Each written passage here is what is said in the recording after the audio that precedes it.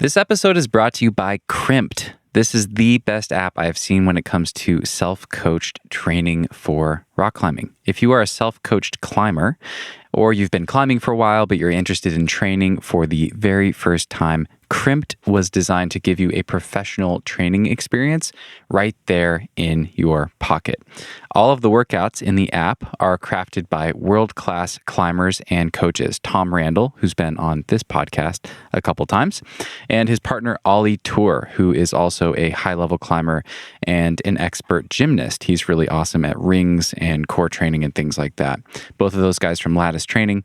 Tom and Ollie make a great team. You're getting professionally crafted workouts in the app for free. You can find workouts that are tailored to help you improve your endurance, power endurance, strength, power conditioning, mobility, finger strength, you name it, it's in the app. With Crimpd, training on your own has never been easier. So check out Crimpd. That's Crimpd. You can check that out at crimpd.com, or you can download the Crimpd app for free on iOS or Android. That's crimpd.com, or find the Crimpd app in the App Store and get started with your training. This episode is also brought to you by PhysiVantage. I've been taking the PhysiVantage Supercharged Collagen every day for several months now, and I love knowing that my tendons and my ligaments have all of the building blocks that they need to get stronger.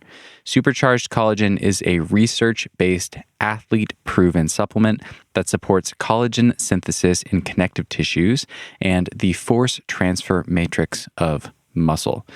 What does all that mean? Well, to me, it means if you want stronger fingers, you should be supplementing with collagen. Some of the PhysiVantage pros call supercharged collagen their finger food, and most of their pro athletes and thousands of their customers swear by supercharged collagen for helping maintain strong and healthy fingers. Boulderer and crusher Drew Ruana, who's been on this podcast, just recently sent his 50th V14. He swears that it even helps him recover his skin after hard sessions on sharp boulder problems.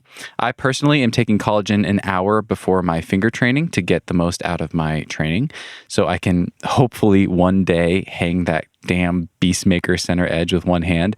I still have a long way to go, but I'm making progress, and I definitely think the extra collagen is helping. If you would like to try out PhysiVantage Collagen, head over to PhysiVantage.com and use code NUGGET15 at checkout to save 15% off your next order. That's PhysiVantage.com and use code NUGGET15 at checkout to save 15% off your order. And finally, this episode is brought to you by Rhino Skin Solutions. These guys are my go-to when it comes to taking care of my skin. I've been using the Performance Cream to keep my skin dry as it's starting to warm up here in Utah. And I've been using the Repair Cream in the evenings to help my skin heal between sessions on the sport climbing project that I've been trying. Whether you have dry and glassy skin or sweaty skin, and you have trouble keeping chalk on your hands like I do, Rhino Skin Solutions has products that are designed just for you and your skin type. My favorites are the Performance Cream, Dry Cream, and Repair Cream, as I am a sweatier climber. If you want to level up your skin game, head over to rhinoskinsolutions.com and enter code NUGGET at checkout for 20% off your next order. That's rhinoskinsolutions.com. Use code NUGGET at checkout for 20% off and start taking better care of your skin today. Hello, my friends. Welcome back to another episode of the Nugget Climbing Podcast. I've got another Q&A episode for you today. I am recording this in a parking lot in my van outside of the climbing gym here in St. George, Utah, where I have been for the last couple weeks, sport climbing. It's an awesome gym, by the way, Contact Climbing in St. George, if you guys are in the area and want to check out a cool gym. I've been warming up here and then heading out to the crag to go climb for the past couple weeks, and it's been awesome. But today it's just me, no guest, and I'm answering questions from patrons who support the podcast. Got some really great questions today, and I tried to organize them by category again, like I did last time. So feel free to listen through this whole episode or to treat it like a buffet if you would rather just bounce around, pick questions that you're interested in.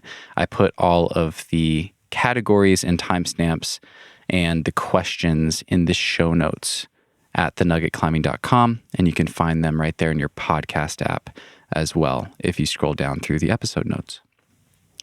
So yeah, these are questions from patrons who are supporting the show. If you want to have your own question featured in a Q&A, you can learn more about Q&As at thenuggetclimbing.com/QAs, or you can just go to thenuggetclimbing.com, click on episodes and click on Q&As, and you can find the other ones that I've done, learn more about how to support the show and how to have your questions featured on the show. But yeah, so today I've got questions from a bunch of different patrons. The first category is questions about my personal climbing and my training and my goals. The second one's going to be about training and climbing advice. We've got a question about nutrition and body image, some questions about my background and my time as a route setter, which I haven't talked about much on the show. Some questions about van life and traveling and lifestyle, and then some questions about me, my personal life, and just fun and other random questions, and then questions about the podcast and my goals for the podcast and things like that. So once again, if you're interested in one of those categories, you can find the timestamps and the categories broken down right there in your podcast app if you scroll down, or you can go over to the show notes at thenuggetclimbing.com. Before we jump into this Q&A, I want to give a quick shout out to Craig Lee. Craig Lee is the latest patron who has signed up to support the show at the $30 per month tier, which is super awesome. Thank you, Craig, for being so generous. $10 of that is going to Sacred Rock to support them.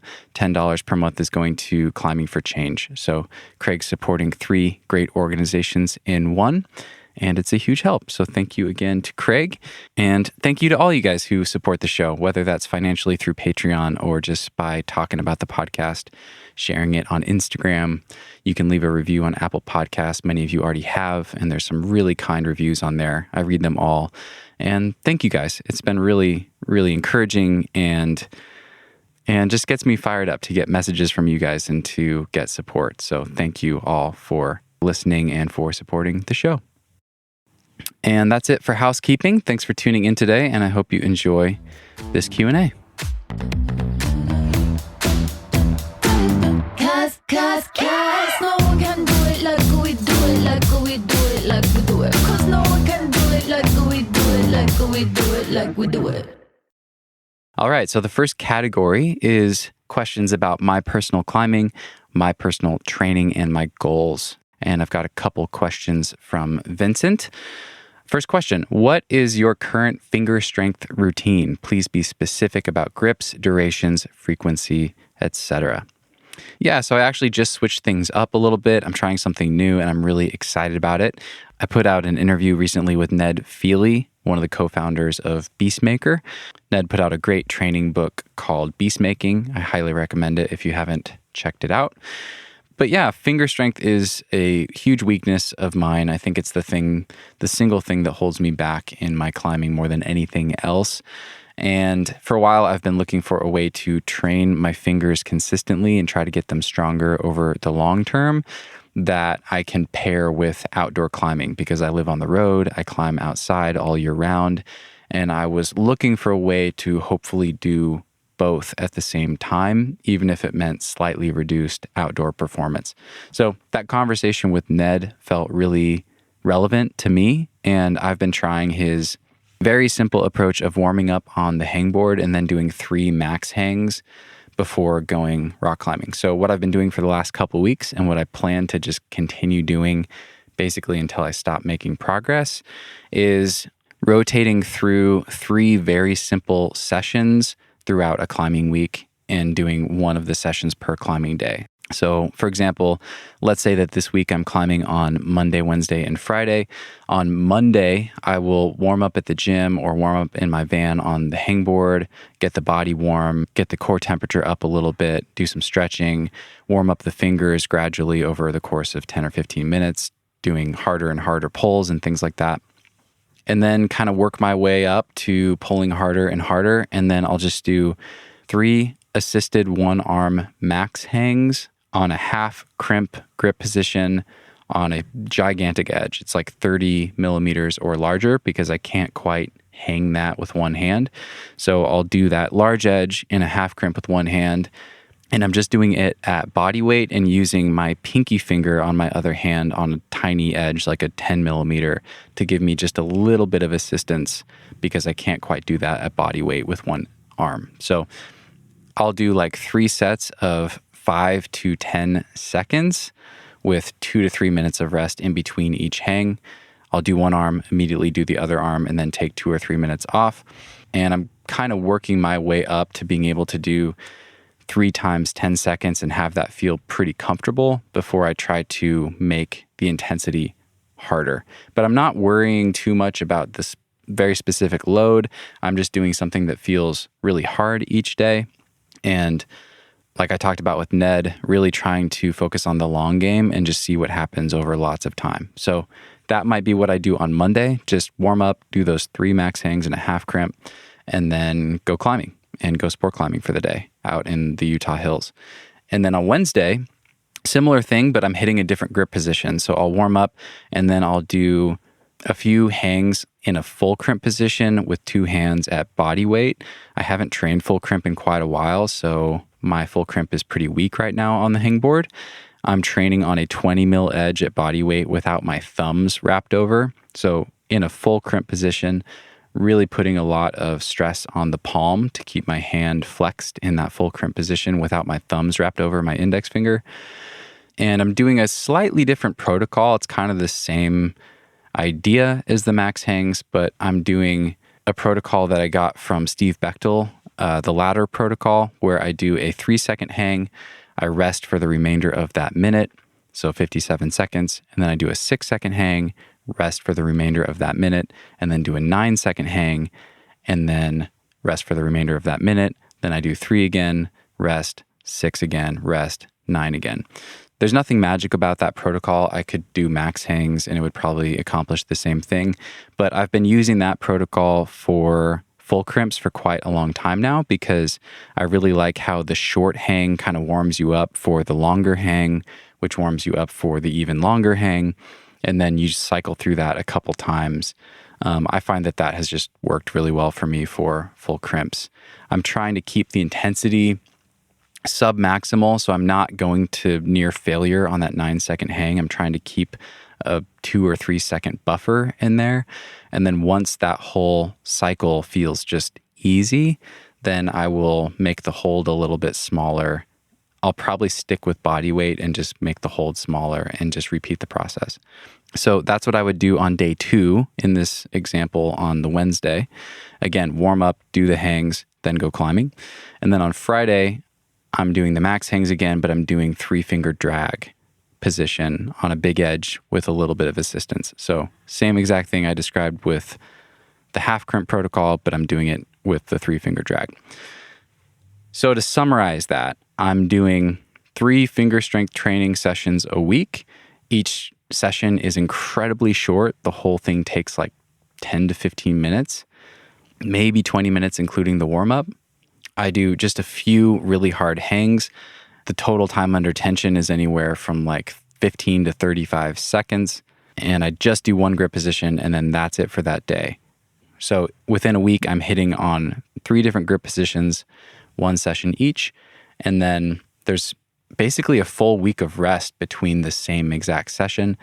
And so far, so good. I really like it because I am making small improvements every session so far. I'm not using weights or pulleys or anything because I want to let there be subtle variation in my sessions. Like if I'm feeling tired that day, I don't want to overthink it. I just want to do what feels appropriate that day, maybe use slightly more assistance with my other hand and not stress about the numbers and just stick with this over the long term. It doesn't seem to be taking away from my climbing performance. I can feel the difference a little bit, but it's negligible and it feels really sustainable. And those 3 grip positions feel like they cover all of my bases. So yeah, again, I just started doing this approach a couple weeks ago. I plan to stick with it for at least 10 sessions of each of these things. And then if I hit a wall and I stop making progress, what I plan to do is keep the grip position the same and maybe just change the protocol a little bit, or maybe I'll switch to a half crimp using a tension block and pick something heavy up off the ground. I'll do something that's similar but slightly different just to change things up and hopefully kickstart progress again. And I just want to stick with something simple like this over the course of the next year and be really consistent with it and see what happens. So yeah, hopefully that is helpful, Vincent, and best of luck with your finger training. Okay, second question from Vincent. What does your current training cycle look like? Also, please comment about days, sessions, goals for the session, and about the rest days and resting between cycles. Yeah, that's a big question. We could probably do like a 2-hour podcast just on all the nitty-gritty details here, but to give you a sense of my year, I live on the road. I climb outdoor on rock all year round. So most of the time, I'm not really in a training cycle. And how I'm thinking about structuring my year, how I have been for the last couple of years, is to have a block of, quote, training in the summer. Last summer, I trained for 6 weeks in a gym, mostly on the spray wall, and did some supplemental training, and then went to Rocky Mountain and bouldered for a couple months. And then I'm also doing a block in the winter, which is just bouldering in Waco. And those kind of are my training blocks. And then the rest of the year, I'm just doing a little bit of supplemental something just to maintain strength. And then I just go rock climbing, whether that's sport climbing, whether that's bouldering in Leavenworth and switching up the styles.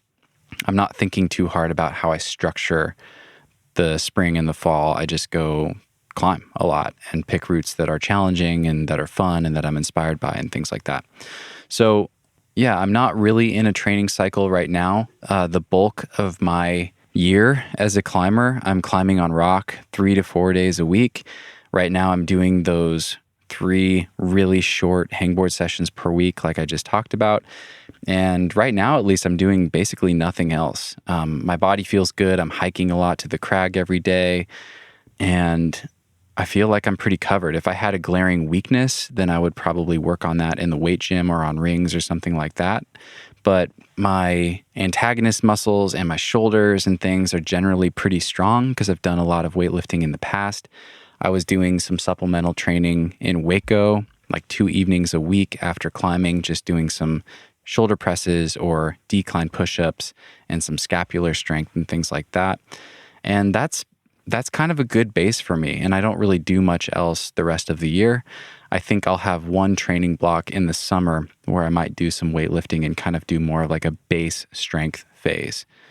And I don't know what that's going to look like yet, but I'll definitely do an episode with Steve Maish about that and cover all the details when that time comes. So I know I didn't totally answer your question, Vincent, but the takeaway is that I spend most of my time just climbing, supplementing with a little bit of finger strength training and some other strength training if I need it, just to maintain strength that I've gained.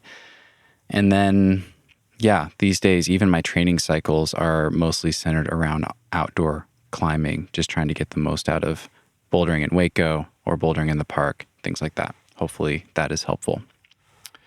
Okay, next question is from Konstantinos. Would you be up for a season in Europe? If yes, would you mix blocks and routes? What are your European dream sends? Yeah, I would absolutely be up for a season in Europe. I don't have any plans to do that right now. I'm really enjoying climbing in the States, and there's tons of good climbing to do here. And in general, I really prefer to go deep into a style or an area and really get to know it versus traveling tons and seeing tons of new places all the time. So I don't feel a burning need to travel overseas to climb right now, but I would love to go in the future.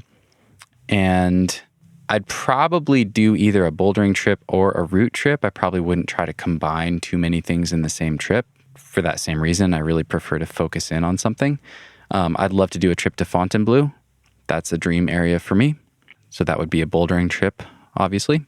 I would love to go to Seus. That seems like the best crag in the world. And that would just be climbing routes and getting used to the style and just probably showing up and seeing which lines inspire me.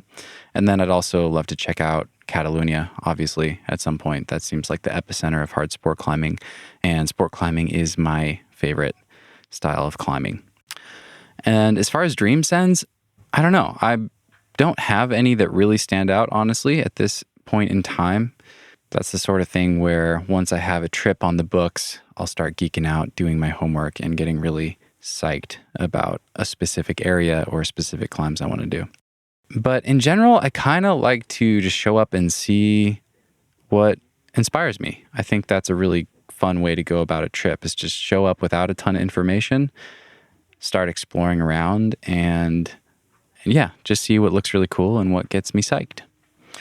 Okay, this question is from Daniel. If you could send the next grade by sacrificing something in your life that is pleasurable and time-consuming, what would it be, and would you do it? That's interesting. I think most climbers do that all the time. You know, anytime you're trying to send, generally, if you're working really hard for a climb, we as climbers, we tend to kind of strip our lives down and get rid of some of the more fun, more playful, more relaxed things and really focus in on what we're doing. So that might be cutting out alcohol when you're in performance mode and trying to send a project. I know a lot of people who do that, and I don't drink much anyway, but I'll definitely kind of go into monk mode if I'm getting close to doing a hard climb. That might be tightening up your diet a little bit, eating whole foods that are really good for you, that are going to help you recover, and having fewer treats and desserts and things. I mean, I think we do this all the time. So yes, I would definitely sacrifice something in my life that's pleasurable and time consuming. I probably just veg out less when I'm really psyched on a climb and trying to perform at my best, just feel more focused. So rather than choosing to sit and watch a movie, I might go on a long walk and be thinking about the beta and thinking about the sensations and visualizing what it's going to feel like to make the link that I haven't made, or what it's going to feel like to get through the crux from the ground, or things like that. So yeah, I think I would just kind of pass on some of the simple pleasures for a period of time to really focus in, go into monk mode, and that discipline and focus can feel really empowering. I think that can be really good, provided that you remember that it's a balance, and I don't think it's sustainable to try to be in that mode all the time. So having a mix is really good. Okay, I've got a couple questions from Christoph. You alluded to seeing the fix and follow system in action on Moonlight Buttress. Did you try to free Moonlight? How did it go? Are you going back if you didn't send? Yeah, it's cool that you picked up on that. I did a trip to Zion in the early spring of 2020, very shortly after launching the podcast. I was out there with my friend Lizzie Van Patten, mostly supporting her. She was trying to free the climb, and I was just kind of along to support and try it myself, and just see how much progress I could make in the limited time that we had, and kind of plant the seed for the future. I knew I probably wasn't ready to send it. I didn't send it, by the way. At the time, I haven't spent a lot of time doing splitter sandstone crack climbing like that, so those upper crux pitches, the 0.5 pitches, felt really hard to me. But yeah, it was a really cool experience. We climbed on the route probably 4 different days. We wrapped in from the top a few different days and worked on the hardest sections of the route, and then we went ground up one day just to see how high we could go. And between the two of us, we freed most of the pitches. We didn't free the 2 hardest pitches, and I freed a fair amount of it. I led one of the 512 pitches and red pointed that on one of the days that we lowered in from the top. But I think we were both pretty far away from sending, and I think I would definitely have to do a season in Indian Creek or just spend more time on the route to really dial in that splitter crack climbing style to have a good shot at doing it free. So I would love to go back. It's an amazing route. It's beautiful. It's super inspiring, but it doesn't feel like a high priority right now because I'm more psyched on bouldering and sport climbing. But I would love to go back and do that one of these days. Okay, Christoph also asks, you mentioned in a comment to me that you're heading to Yosemite sometime this year. What's on the agenda? Would be stoked to hear about the process involved in freeing some longer routes, if that's your plan. Yeah, I do plan to go to Yosemite. I don't think it's my plan to try to free some longer routes, but I'm not totally opposed to that. I'm actually planning to do a bouldering trip to Yosemite in October and November. I've actually never been to the valley, which is starting to feel almost blasphemous doing this podcast and having all these awesome conversations about Yosemite history and all this rad stuff that people are doing out there. But I'm honestly not that drawn to the long granite routes. That's never been my favorite thing. I would like to do some of it in the future, but yeah, when I think about free climbing on El Cap, for instance, that's something I'd like to do someday, but the thought of that doesn't really get me psyched. It just sounds like a huge pain in the ass. It sounds gnarly. It's definitely not my favorite type of climbing, and it's not my favorite type of challenge. I really like hard movement and dissecting hard movement and learning and executing moves that felt impossible when you first tried them. I really love that process, either on boulders or on sport climbs. Whereas doing a long granite route, I don't know, not so much my thing, at least for now. But I do have some plans to at least experience some of the longer stuff, maybe not free climbing, but maybe just trying to climb something big in a day. That's TBD. So I will keep you guys posted about that and how it goes. Okay, this question is from Matt. What are your top 3 go-to climbing shoes and why? Also, what climbing shoes would you love to try but don't have the time and or commitment to invest in? So yeah, I am a La Sportiva guy through and through. I started wearing them in probably 2010, and they just fit my feet really, really well. I love them, and I don't think I have any reason to switch. So I'm really psyched on Sportiva. My top 3 shoes are probably the Solution, which is interesting. I actually didn't like that shoe at all at first, and it's really grown on me, and now it's probably my favorite shoe. So that's probably my number 1. I use that for almost everything, at least lately. When I lived in Oregon and climbed at Smith Rock a lot, I really liked the Otaki. I think that's my favorite vertical, technical, standing on your feet with more weight on your feet, like a stiffer shoe. I think that's my go-to. I also really like the Mira Velcro and the Katana Lace. I use the Katana Lace for hard, techie trad climbing. But I think the Otaki is my favorite tech shoe. It's really comfortable for me and fits my foot really well. And I've done all my hardest routes at this point in that shoe. So yeah, that's probably my number 2. My third favorite, again, probably either the Mira Velcro or the Katana Lace. I really like both of those. They're similar to the Otaki, but they kind of have different strengths. Those are both kind of in my quiver.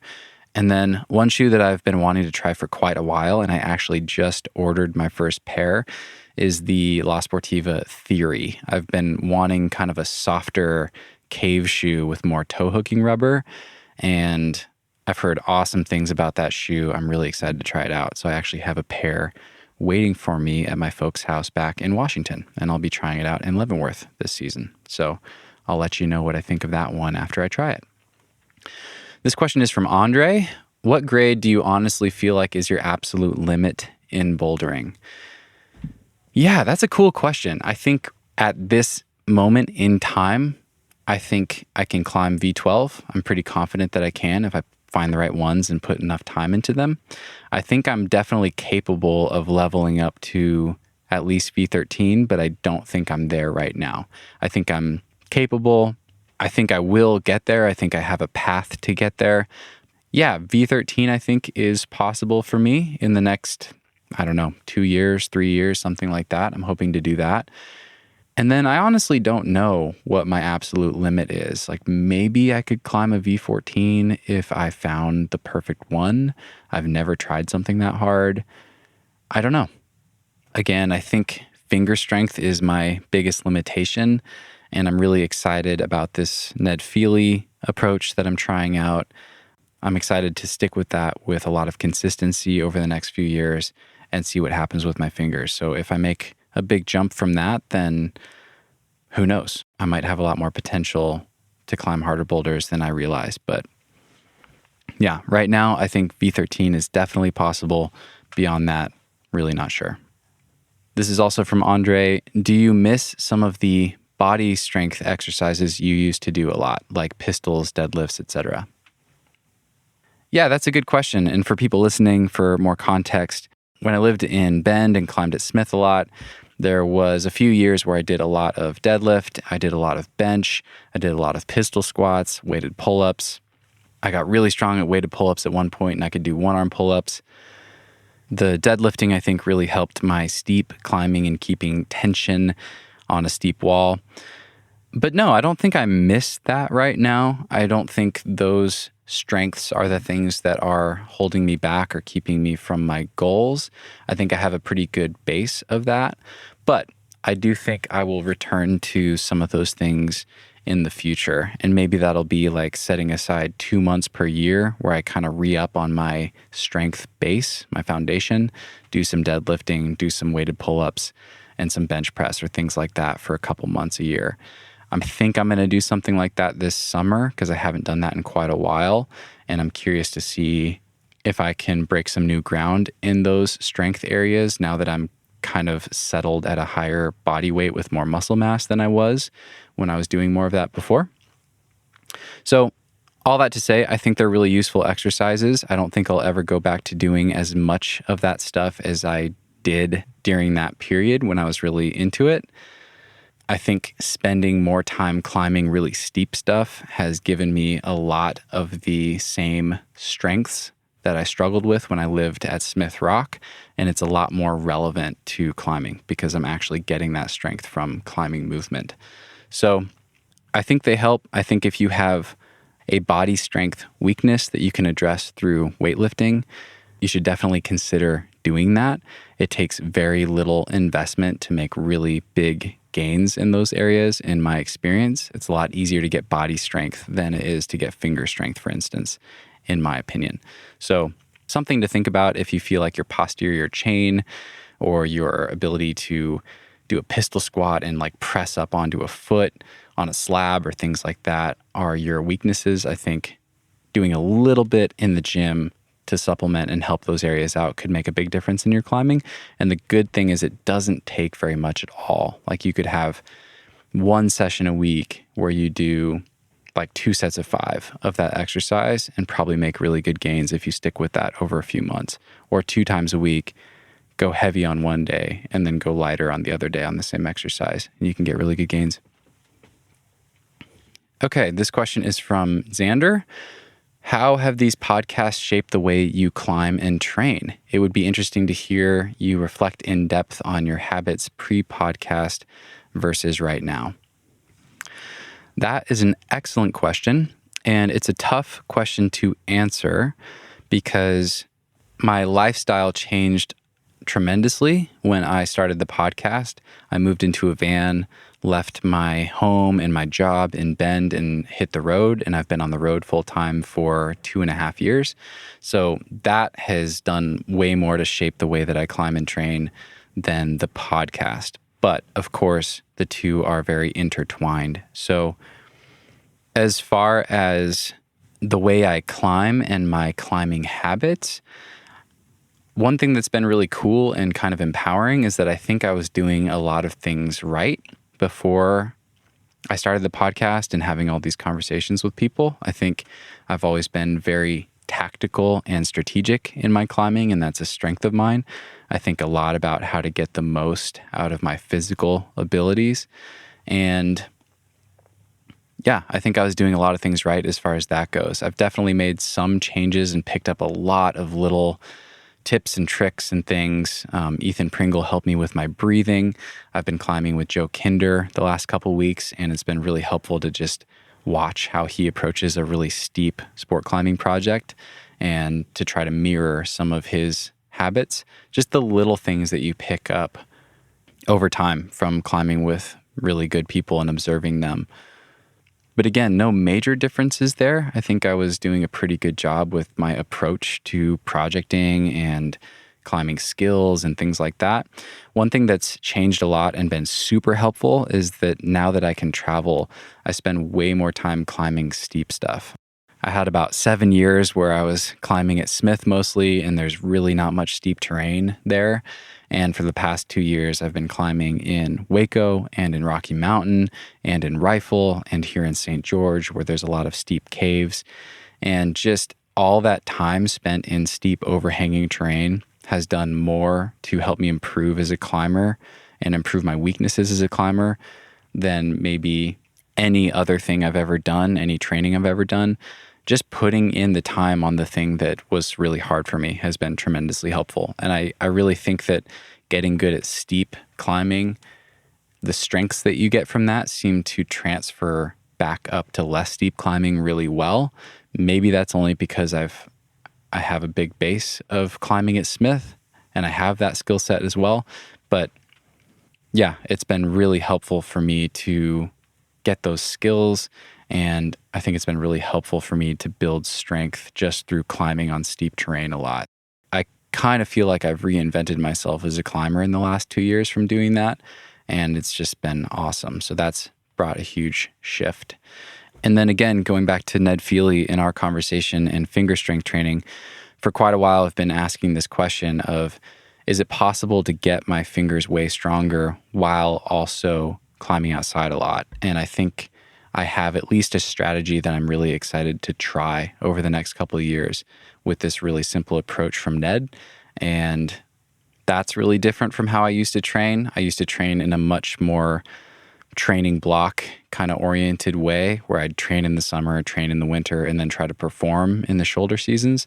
And I'm pretty psyched about like a much longer view, simple but really consistent approach, mixing in a few max hangs a few times a week with a lot of outdoor climbing. I'm really curious to see what happens with that over the next couple of years. All right, we're on to the next category, which is training and climbing advice. This is another question from Konstantinos. What would be your golden climbing nugget towards newer climbers who get obsessed with quantifiable training methods, spend the minimum on actual climbing and the maximum on training specific elements mostly needed on grades they dream of climbing? That's an excellent question, Konstantinos, and I'm glad you asked it.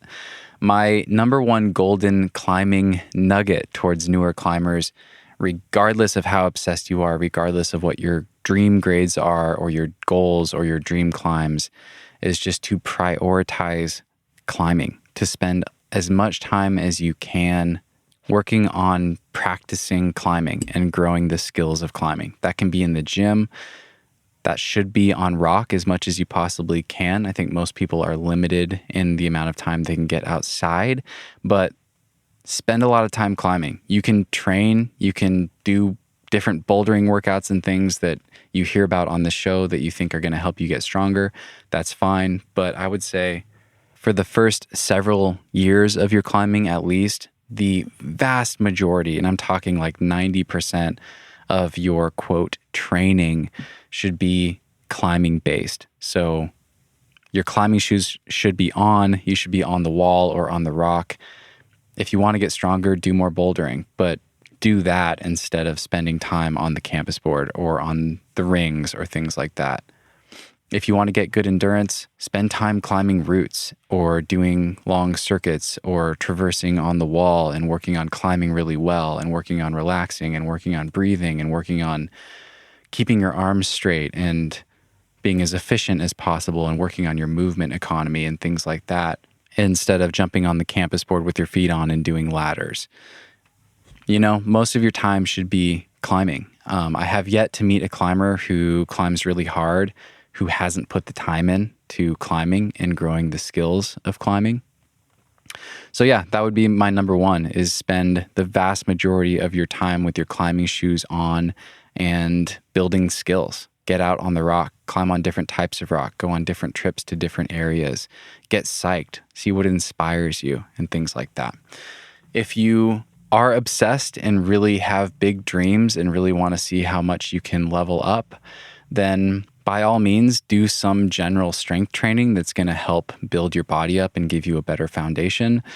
But try to do the bare minimum that's going to give you some progress without overdoing it, and just do it over the long haul. Again, the training should be very supplemental. It should be the 10% or less of the total time you have. If you only have a couple hours a week, spend all of it climbing. If you have 15 hours a week, maybe you can spend a couple hours doing some supplemental training, but spend most of your time climbing. If you feel worn out, take it easy. Just do skills work, climb slabs. If you feel really good, try hard, but make sure you warm up. Make sure you do some volume every single climbing day. And do a circuit of climbs or boulders to get yourself ready to try hard instead of just throwing yourself at something really difficult that you couldn't quite do last session, for instance. So yeah, hopefully some of that helps. Number one thing is enjoy it. Remember why you started climbing and got hooked in the first place, and have fun. And you're going to be able to keep doing it for a really long time and do things that you never imagined you could do. Okay, this question is from Briana. How do you fit in all of the different types of training that seem necessary without getting too fatigued? I struggle with this in just trying to fit in everything I want to do over the course of a week. Strength, power, volume, antagonist, and core training, mobility, not even in pushing too hard in a single session. Yeah, this is an excellent question. I'm really glad you asked it. And something that's so easy to screw up. It took me a long time to understand how to fit all this stuff together. So I'm glad that you asked this. The short answer is don't try to fit everything into a single week. That's a lot of stuff to fit into a week. I never try to fit in that many different things in the course of a week. So instead of doing that and stressing about that, what I would suggest is pick the one or maybe two of those things that feel like the biggest priority for you right now, and just double down on those, triple down on those, focus on those two things. Maybe it's strength and core training. Focus on that for the next 3 months until you stop making progress, or you feel like you just need a break, or you just feel bored and you want to do something different. And then switch it up. You can focus on antagonistic and power for the next couple months, or you can focus on mobility and volume for a month. Don't feel like you have to stay totally on top of all of these things all the time. I think that's a really common trap because all of these things feel really important. But the key here and the really good news is that you will maintain so much of what you gain in the course of like a 2 or 3 month cycle of focusing on something just by continuing to climb. So if you build your strength up and you build your core training up, you don't have to keep limit bouldering and deadlifting and hangboarding and things like that every single week forever to maintain that stuff. You can maintain it with surprisingly little climbing or training while you focus on other things. So think of it as like these different pillars that you're building up that support this bigger picture of your climbing performance. You kind of build one and then you can switch and focus to another. And when you go back to the first one later on, that base that you've built is still going to be there. It's not just going to go away. You might feel like you lost a little bit when you go back for the first week or two, but you'll be able to build it up a lot quicker the second time around, and even quicker than that the third time around. And you can kind of have these 3 or 4 or 5 different pillars, whether that's strength is one, power is another, your capacity and your volume is another, your general strength and antagonistic muscles and things is another one. You have all these different things you can kind of build up, and each one supports one another. You can kind of focus on one and then shift to something else and trust that you're going to maintain a lot of those gains and you're going to be able to build more on it later on in time. So yeah, for you specifically, I'd recommend taking that list of things that you're hitting each week and pick 2 of them that feel really important to you and really focus on those for the next couple months and see what happens. And then the final thing I'll say to you, Briana, is that if you have one area that feels especially tricky for you, like maybe it feels difficult for you to gain finger strength or body strength or mobility, maybe you have tight hips or who knows what it is. But if there's one thing that feels like kind of a critical thing for you personally, then that would be the thing that you try to maintain all the time. Maybe you focus in on it for a couple months, and then when you switch to another area of focus, you keep one short session a week of that thing to try to like keep it ticking over so you don't let your progress backslide, things like that. And then you can keep building that cycle on cycle over time. So yeah, I hope that helps. We could have a much longer discussion about that. Feel free to reach out to me if I didn't answer your question fully, and best of luck with your training. All right, this question is from Neal. Neal writes, in your interview with Verm, that's John Sherman for people listening, he mentioned curing his chronic elbow tendonitis by primarily training his shoulders. However, he avoided getting into the details of the exercises. Do you have any insights into this? I do not. I do not know the specifics. I did ask Verm who his trainer was once again after I saw this question, and his guy is Ryan Whitehead at Paragon Athletics. I believe he is in Flagstaff, Arizona.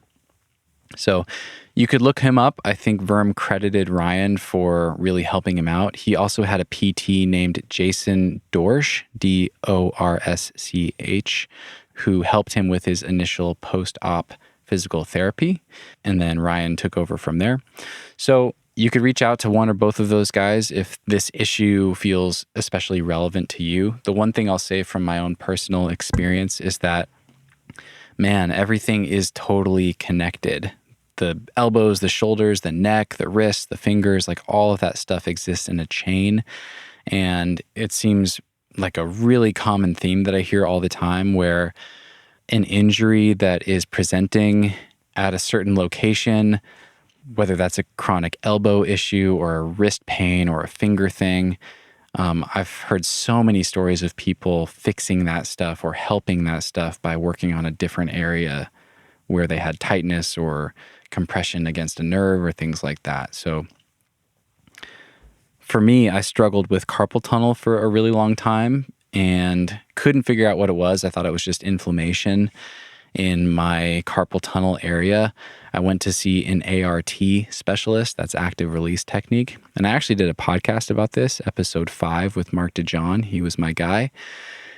And he just looked at me and was like, dude, you have the tightest forearms I've ever seen, and you're injured. We just need to loosen up your forearms. So loosening up my forearms helped my carpal tunnel immensely, but we only got so far. It kind of got to like a sticking point.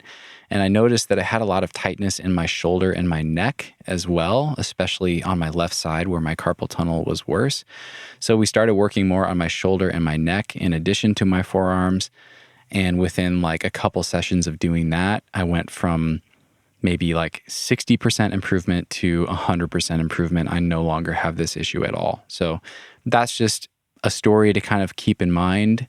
If you have an issue, it's definitely worth seeing a professional, whether that's a massage therapist or ART or whoever. Find a practitioner who you trust and who you kind of resonate with and see what they say. You might be able to address a long-term chronic issue by addressing something else in the chain that you haven't realized is actually a problem. So hopefully that helps, Neal. All right, next category is nutrition and body image. And I just have a couple questions here from Savva. Savva writes, if you experience this, how do you deal with bad body image? Yeah, man, I definitely experienced that. It was really quite a trip to go through my own journey with some disordered eating and body dysmorphia that came out of that. I had never dealt with that in the past. I'd never really cared about how I looked. And then I got really skinny and really lean. And then my body kind of broke down and I regained weight. And there was a couple of years there where I had a really hard time with body dysmorphia and body image. And I still have the occasional bad body image day where I see a photo of me that's taken from a bad angle, or maybe I had some extra salty food and I just look kind of puffy in the mirror or things like that. It happens all the time. I think the number one thing that has helped me is to really focus on climbing.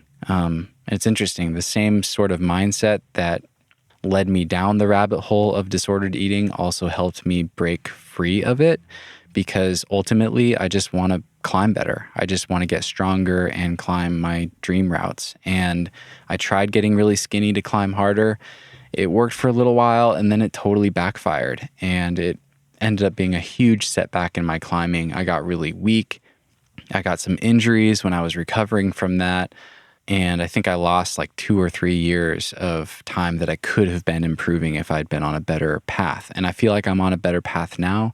I can feel my body getting stronger.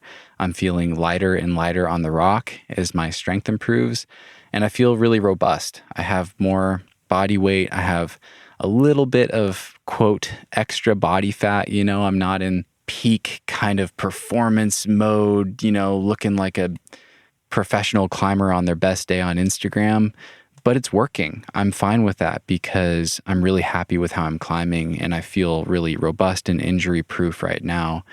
And I'm getting progress. I'm seeing progress season on season. And it's clearly a much more positive trajectory than I was on before. So focusing on that is the number one thing that helps. I care more about my climbing than how I look. And then there's days where I'm like, damn, I look great. I'm like muscular and I look fit and I look really strong, and that's really cool. So I think it's really common and really natural to have ups and downs with this stuff, and I think a lot of people experience it. Another thing that really helps, and this might sound kind of weird, I don't know if this is a good way or a healthy way to deal with this, but I don't know, it helps me. One thing I keep in mind is like, sometimes I feel like, I should be lighter. I'm a little too heavy for my build or for my height or whatever. But then I'm like, you know what? Training weight. I'm just imagining that I'm doing all this hard climbing and training with like a small weight vest on, carrying a little bit of extra weight. And I'm just going to get super duper strong from training that way for years and years. So I want to err on the side of having the training weight and getting stronger instead of accidentally not fueling enough and not getting the gains that I could be getting from my training. Having that framework in my mind has actually been really helpful. So that's maybe something to try on. Again, I don't know if that's a good recommendation or the healthiest mindset, but yeah, I don't know. It works for me. But again, this stuff is really tough. You're definitely not alone if you are someone who struggles with bad body image. But I think things are headed in the right direction. Another thing that's helped a lot is to watch some of the videos that have come out about this stuff, watching the film Light. That was a really beautiful film. I'll link to that in the show notes. And then also just finding climbers who have really powerful, strong, muscular builds and drawing inspiration from how strong they are on the rock. Like Matt Foltz has been someone for me. I look at him and I see how hard he's climbing on some of the smallest holds in the world.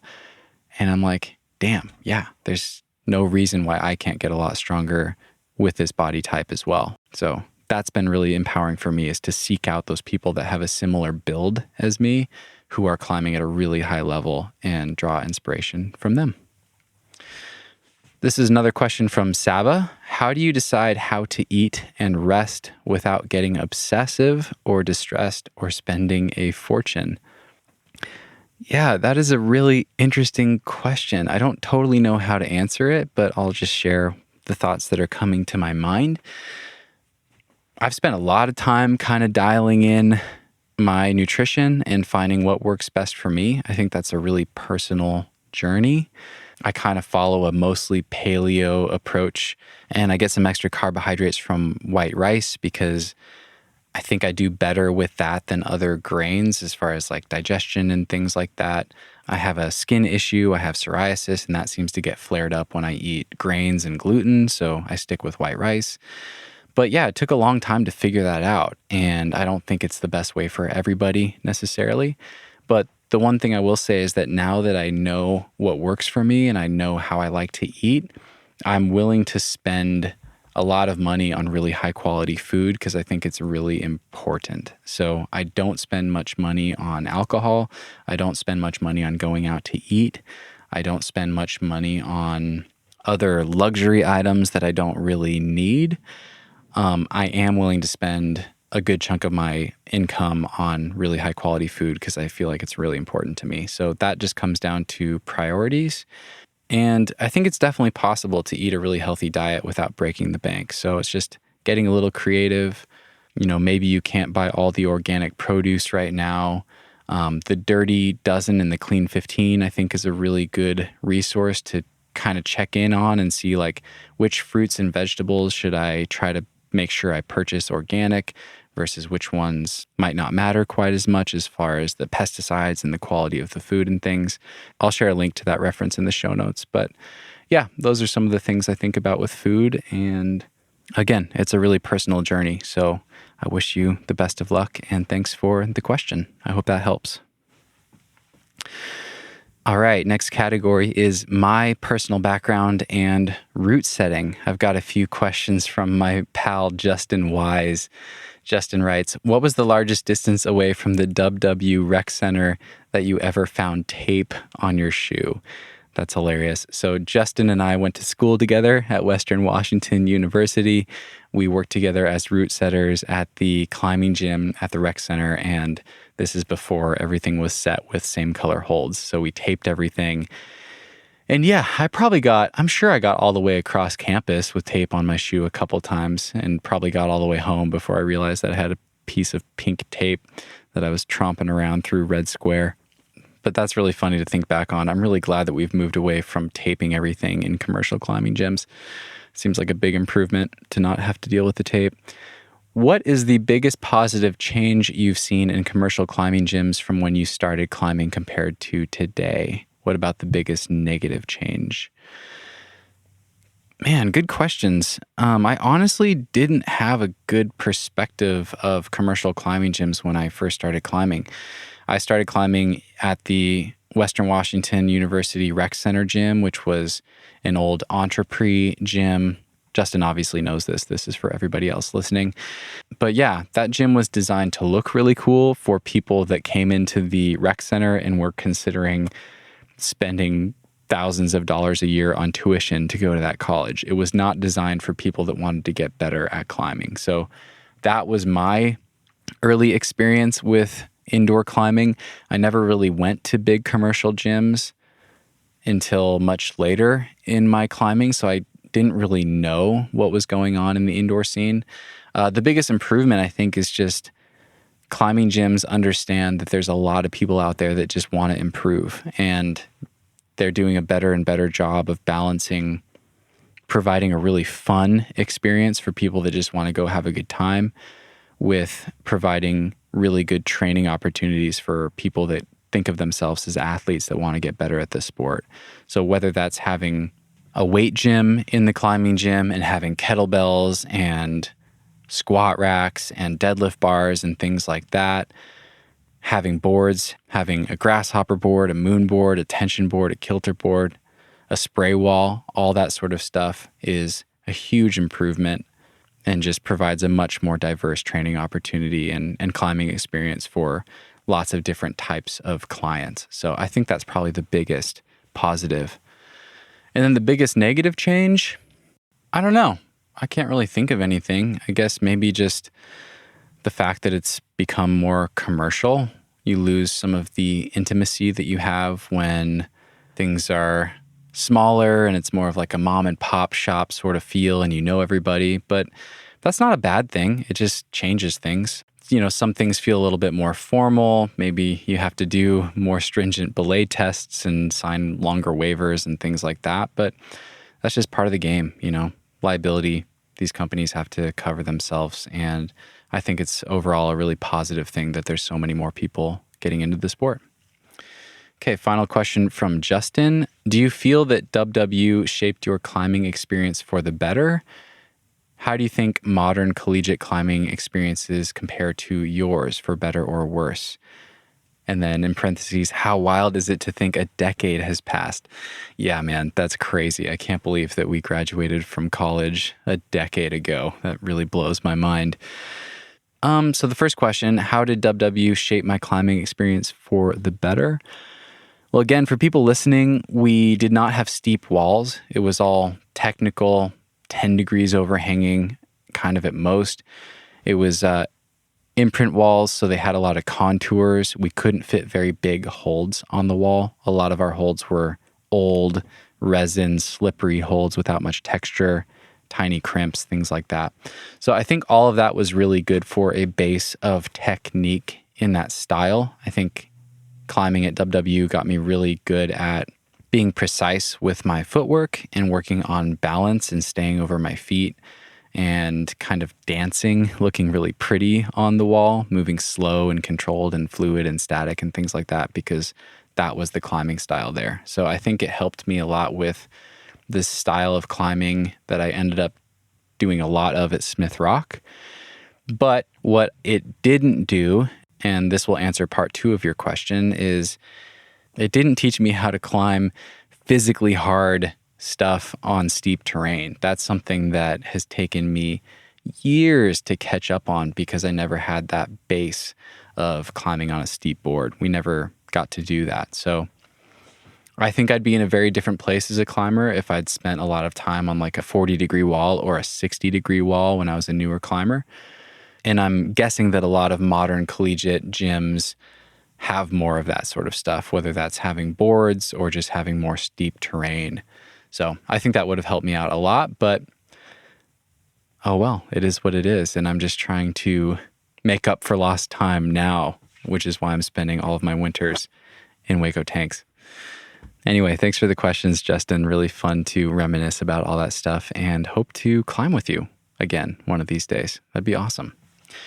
Okay, the next few questions are from Will. Will writes, I can't recall if you've mentioned this in previous episodes, but did you have a favorite setting style as a route setter in college? I don't think I have talked about that, but expanding on what I just talked about with Justin, we didn't have that many options. As I said, most of our terrain was not very steep and it was really featured. So the biggest hold you could put on the wall was probably like 5 inches in diameter for the most part. Maybe a couple exceptions, but I've never set with a volume. I've never set with a giant hold or a bunch of giant holds. It was all like little crimpin and pimpin sort of techie style stuff. So that was my favorite, I guess, because that was kind of the only thing that we could do.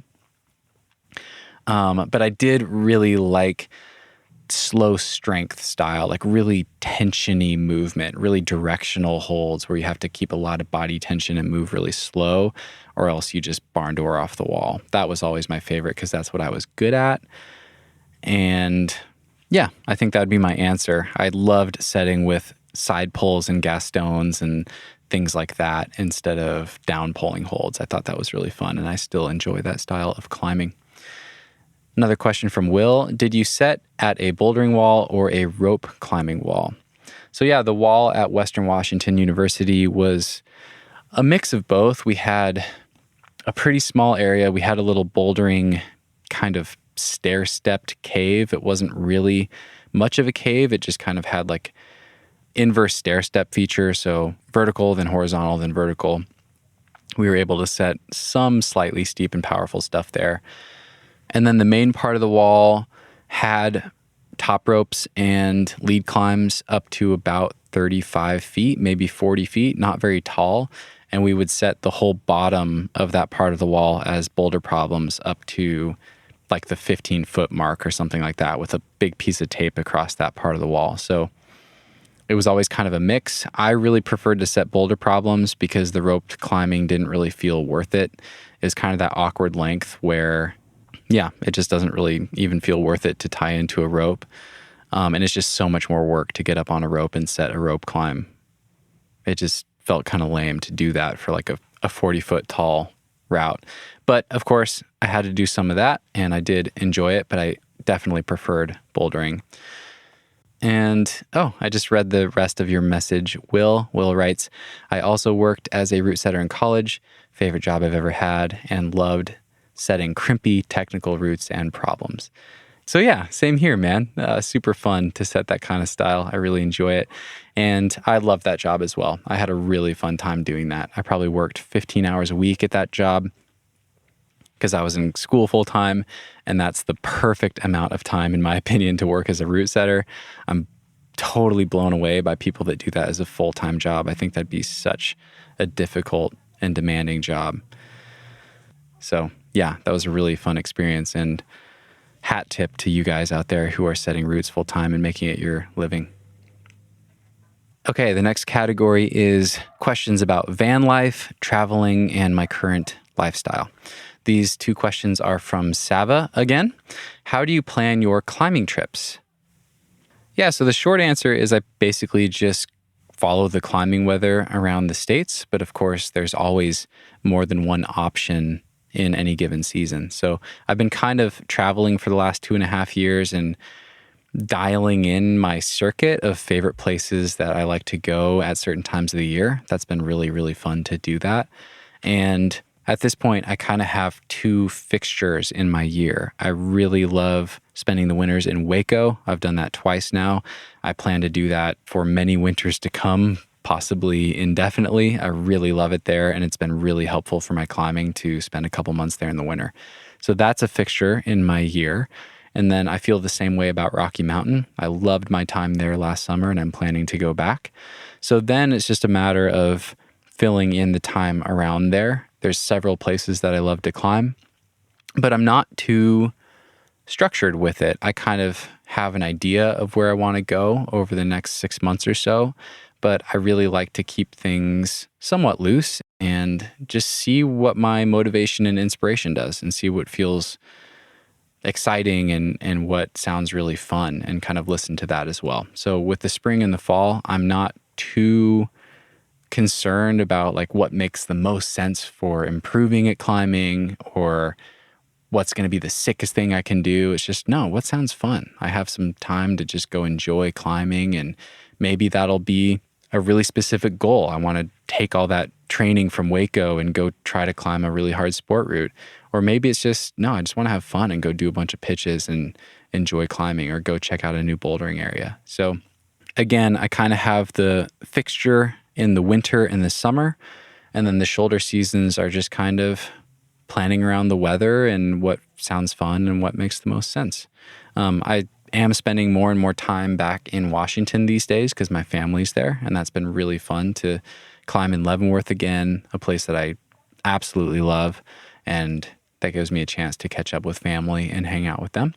So that's an area I'm spending more time in the spring and the fall these days. Other than that, it's pretty go with the flow. I have ideas for where I want to go, but it's not totally locked in. I leave myself open to see what opportunities come along. As far as the planning, I really like to just show up. I think that's really fun. Just show up and just kind of figure things out once I'm there. I'm not a big planner. I don't really like to figure out where I'm going to stay or figure out all the logistics. Some people find that really fun. I personally don't. I prefer to just go and get there and figure it all out once I'm there, and figure out the climbing and see what looks inspiring, and kind of build my trip around what I find when I get there. Another question from Savva. What's the biggest expense regarding Vanlife? I mean, the biggest expenses in my life right now are gas and food. Food's probably number one. Getting high quality food is a priority for me, so I'm willing to spend a good chunk of money on that. I really get a lot of value out of that in my life. And then gas. Yeah, gas prices are just brutal right now. So that'd probably be the number two. And then otherwise, life's pretty cheap. It's pretty doable. I spend money on gym memberships every once in a while. I'm in St. George right now. I bought a month membership to the gym here, which has been really nice for taking showers and for working there on work days and for doing some training there and for warming up on climbing days. I'll often do that in the gym. So that's an expense. Climbing gear, getting new shoes from time to time, things like that, just the normal stuff. But yeah, the biggest ones are definitely gas, food, and then of course, if you have a car payment, that's something to consider, insurance, things along those lines. But basically, it's the same as normal life, just without paying rent. That's pretty much what it's like.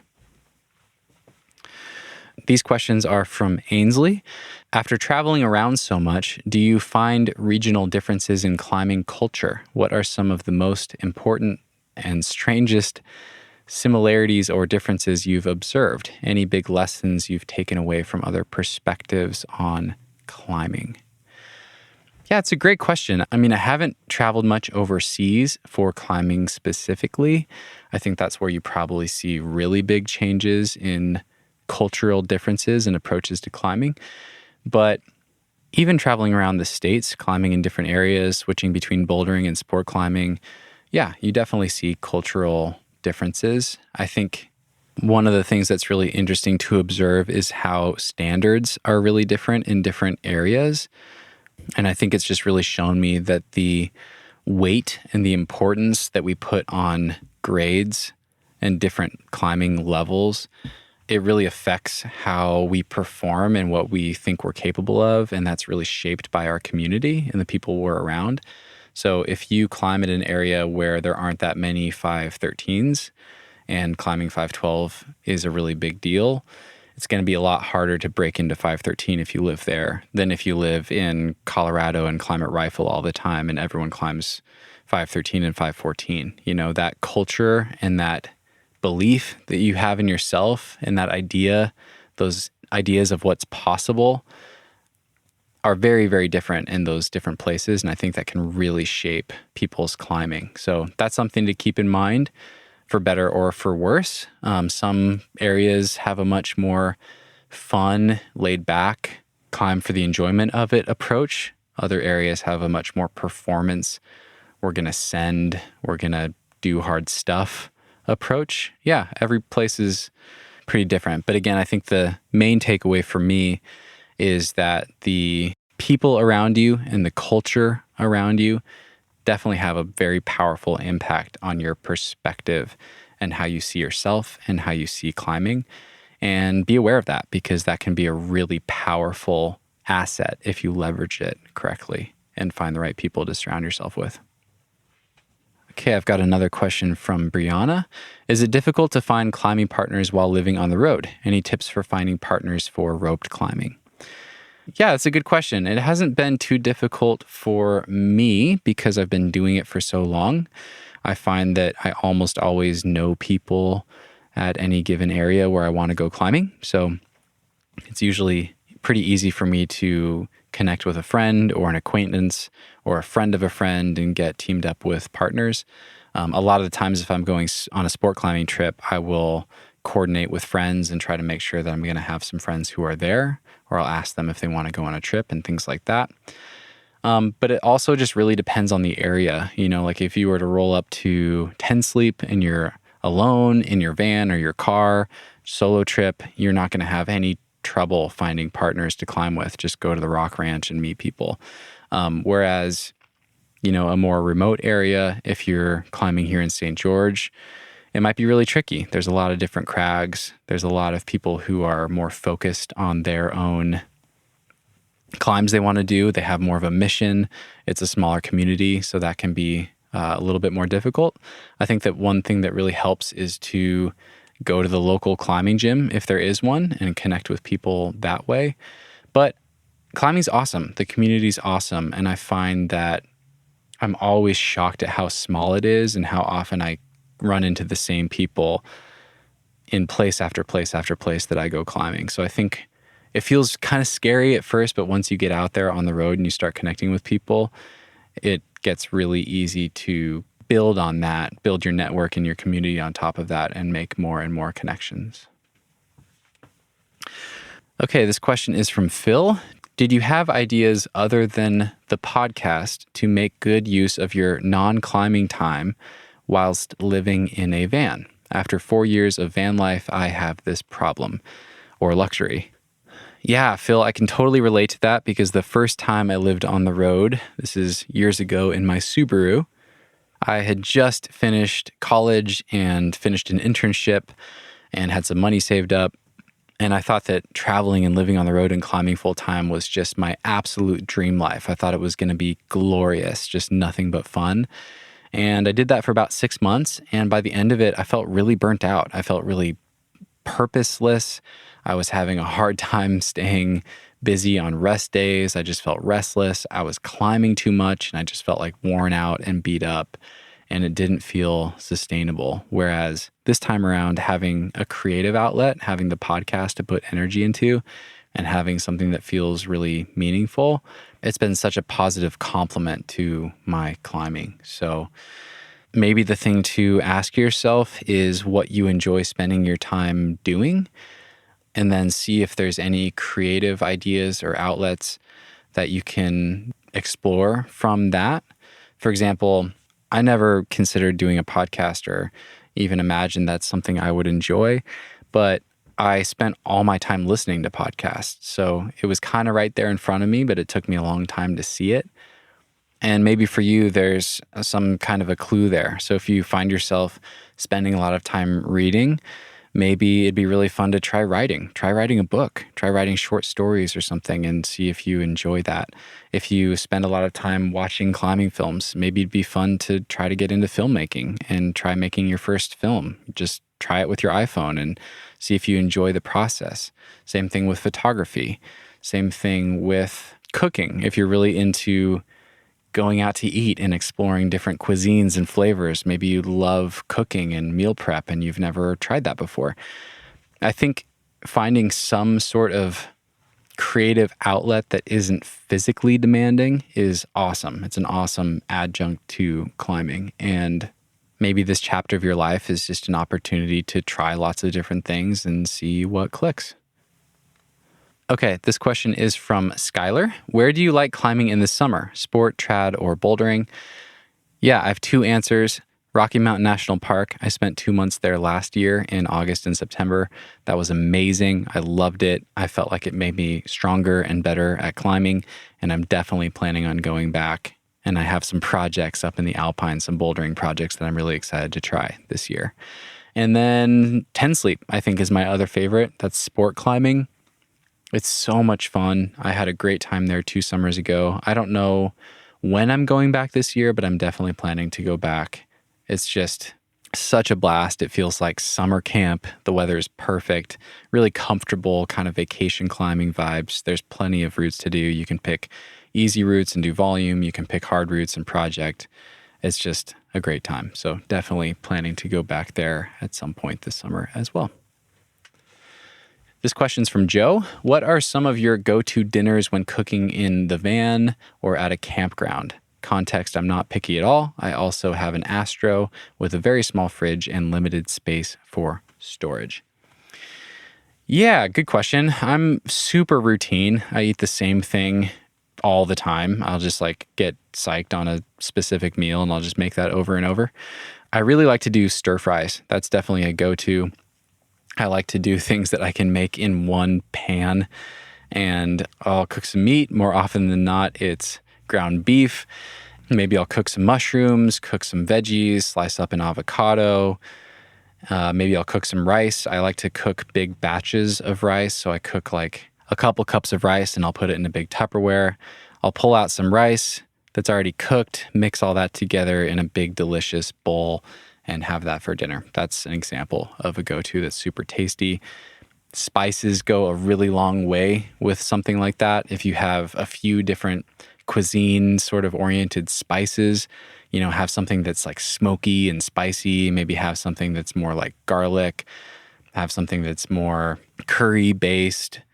Just having a few different options like that can really change the experience of a meal with very little effort. So you can cook all the same ingredients, change the spices, and all of a sudden it's totally delicious and different than last time. So yeah, that's probably my go-to. It's just a big old stir fry. This question is from Liam. I'm curious about your internet access in your van for working on the podcast. Is it a cell phone hotspot? Yes, it is. I have Verizon. I have an unlimited plan that got grandfathered in, which I am very grateful for. And yeah, for my remote interviews, I do a lot of interviews on Zoom.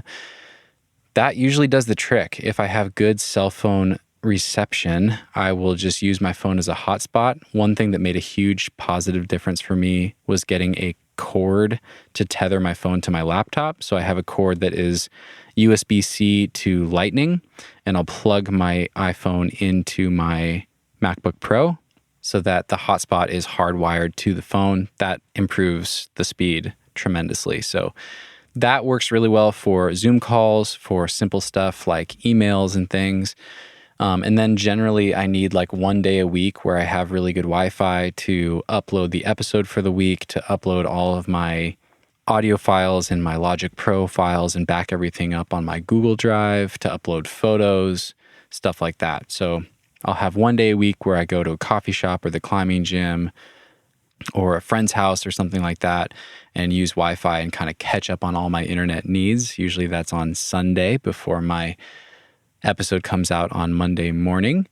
And then the rest of the time, yeah, the hotspot seems to do the trick. It's working really well so far. I have definitely thought about getting an antenna of some kind on my van, basically a cell phone reception booster or something along those lines. I haven't done that yet, but I'm looking into that, and I'll let you know if I do that and if it helps. All right, next category is personal questions and fun and random questions. And this question is from my friend Casey. Casey writes, if you could have been a pro athlete in any other sport when you were young, would you have been a gymnast, a diver, a hip-hop backup dancer, ballet dancer, bobsledder, synchronized swimmer, or other? Wow, tremendous choices to choose from. Thank you, Casey. I have to say gymnast is the thing that really pops out at the top of the list there, because it seems like it'd give me such a great foundation for climbing. But also gymnasts are so badass. I think when they do that shit on the rings and do the iron crosses and stuff, it's just like so impressive and so cool. And they have like the best physiques of any athletes, in my opinion, except for maybe climbers. So yeah, gymnast is probably at the top of the list, followed closely by hip hop dancer. You said backup dancer, but I'd be shooting for the front of the stage, if you know what I mean. So yeah, hip hop dancer would be probably my number 2. And that's still on my bucket list. I'd really love to take a hip hop dance class at some point in my life, because I think that's just super cool. Okay, these questions are from André. Top 2 climbing places outside of the US you would like to go and why? I was just talking about this with Joe Kinder yesterday, because I've been climbing with him out here in Utah. And we were talking specifically about sport climbing, so I'll just go with that. I love bouldering as well and would love to do a trip to Fontainebleau, Magic Wood, Rocklands. There's a bunch of places. But for sport climbing, I think Sayus is probably my number 1 right now. It's just got so much history. It might be the best crag on the planet, and I just have to go climbing there one of these days. It looks incredible. And then number 2 is probably Rodar in Catalonia.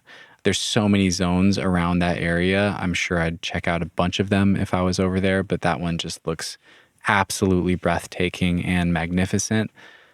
And then I'll throw in a bonus one. This is number 3. I'd love to go to Flatanger. I think that landscape is just absolutely stunning. The rock looks super cool. I love climbing on granite, and I've never really done any super good granite sport climbing. I think that'd be really fun to try. So yeah, that place is really high up on my list as well. This is also from André. Who's the freakiest climber you've ever seen perform live, and how was it? Freakiest is an interesting word. I'm assuming you're meaning like freak strong, like who was the craziest to watch as far as how good they were or how strong they were. And in that case, I have 2 answers for you. The first one I have to mention is Adam Ondra. I got to meet him at Smith Rock, and I was back there at the Monkey Face the day that he on-sited Just Do It. I got to watch that in person. It was the most inspiring and the coolest thing I've ever witnessed in person in my life. It was just so exciting and so awesome that he actually pulled it off. It was freezing back there that day. He was climbing in the shade. It was super windy. The rock was cold. I was just amazed that he decided to go for it, and he freaking on-sighted the thing. It was so cool. I've never heard a human make noises like that out of just sheer desperate effort at the top of the route. There's a video of it. I'll link to that in the show notes for you guys that haven't seen. It's funny, you can actually see me for a split second in the video. But yeah, that was just absolutely incredible. I don't think anything else I've seen live in climbing compares to that. But then the second answer, and right up there as well, is Drew Ruana. I've seen him climb at Smith over the years a number of times and just do things that completely blew my mind. But then it was really climbing with him in Bishop for a couple days back in 2020. This is shortly after I launched the podcast. I went down to Bishop and Drew was there.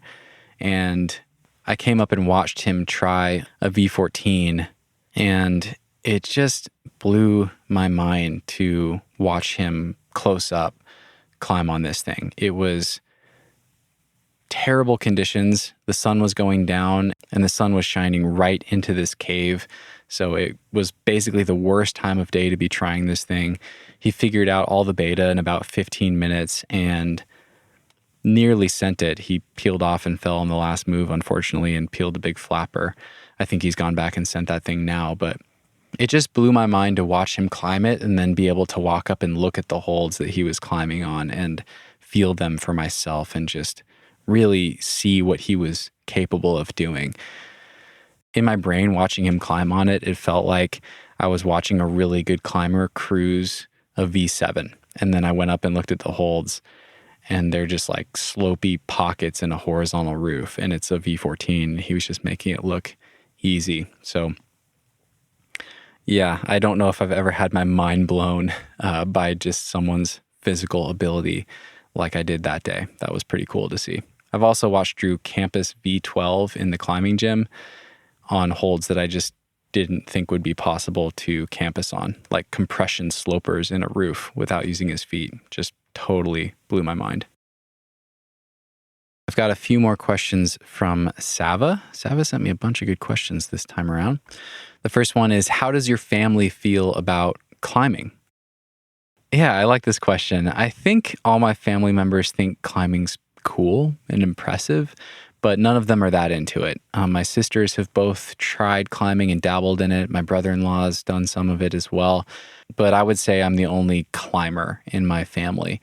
But what's really cool is that the podcast has definitely changed the way my family feels about climbing, I think, at least to some extent. I think it's really shown them how big of a community it is and just some of the cool things that people are out there doing. And I kind of feel like it's validated this weird obsession that I have in a way with this funny thing that they don't totally understand. So that's been kind of fun. My parents listen to the podcast, so they understand climbing a lot better than they did a couple years ago. And that's been really neat. It's kind of helped me relate to them and be able to share climbing with them a little bit more than I used to be able to, which is really fun.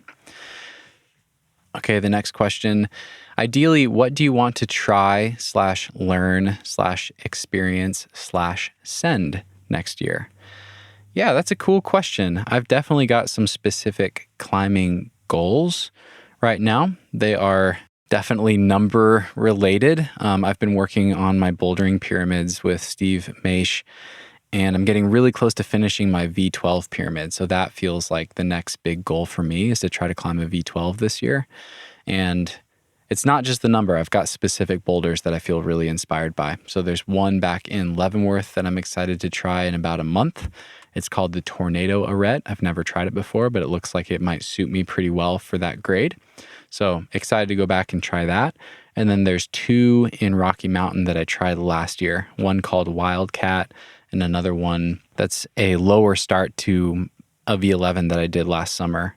It's called Veritas Low Left, and it just adds a really hard move or really hard couple moves into the V11 that I did. So I tried that a little bit last year. I could almost do those intro moves, and I feel like with a little shoulder strengthening and specific targeted prep for that boulder, I might be able to do that one.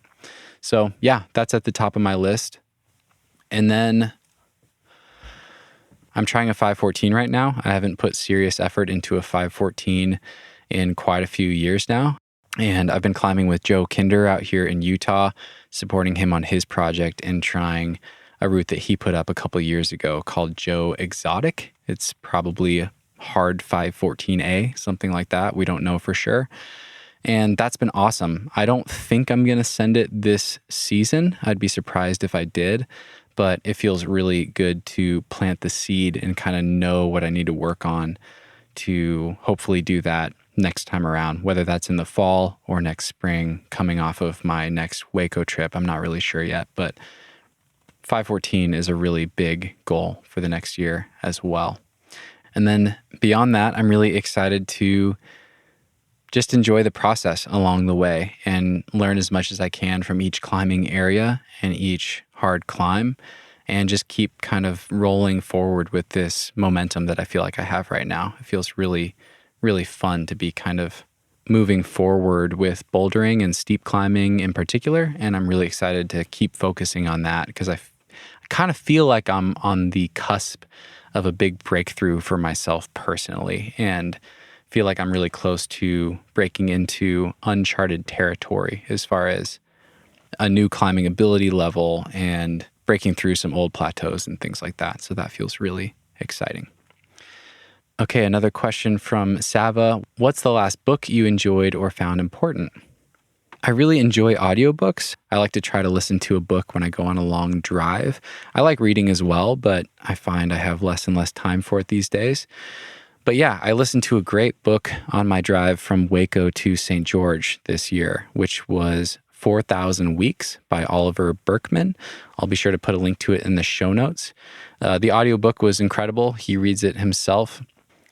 The subtitle of the book is Time Management for Mortals. And I really love the book because it's not your typical productivity book. It's not about how to get more out of your day or to answer your emails faster or things like that. What the book really does a great job of is putting the time span of our life kind of in a bigger context of the world and the cosmos, and just making our lives feel really short and really precious. And I found it gave me a really profound sense of peace just listening to that and thinking about that. And I've kind of been carrying that idea with me over the past few weeks. It's kind of stuck with me, and I've been applying that to the work that I do with the podcast, just thinking about what do I spend time doing that's really important, that's really serving me and you guys and my guests, versus what are the things that I stress about that don't really matter that much, and trying to let go of those and let go of the control of those and feeling like I have to stay on top of them. So yeah, check that one out if it sounds interesting, and I hope you enjoy. Okay, I've got a couple more questions from Vincent. As your fame grows, how do you see yourself changing? As my fame grows, yeah, that's a really interesting thing to think about. I don't feel any different. I don't feel like my fame is growing. I definitely get recognized pretty often at the Crags, and people have heard of the Nugget, which is really cool. But I don't think that makes me feel any different or makes me feel like I'm changing at all, because I just feel really lucky to have stumbled into this venture and to be the person that gets to ask the questions and share these amazing stories with you guys. That just feels like a really fortunate and fun position to be in. And I'm definitely aware that I'm the same person that I was before. I'm the same rock climber that I was before. I'm not magically better because I have a bigger platform now. I still have big goals. I still want to improve. All that has stayed the same. So I'm under no illusions of being a pro now or anything like that. So in that way, I still feel the same, and I'm just out there trying to do the best I can and trying to improve.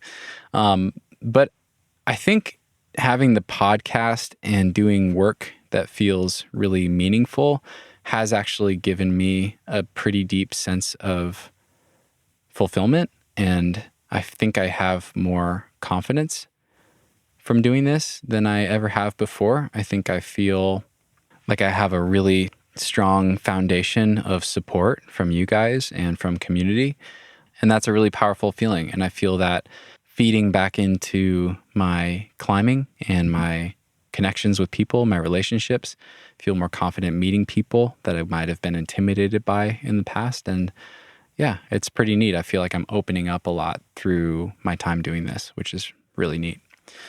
What things that you didn't think about when you started this venture have become important for you? I think sharing people's stories has become really important to me.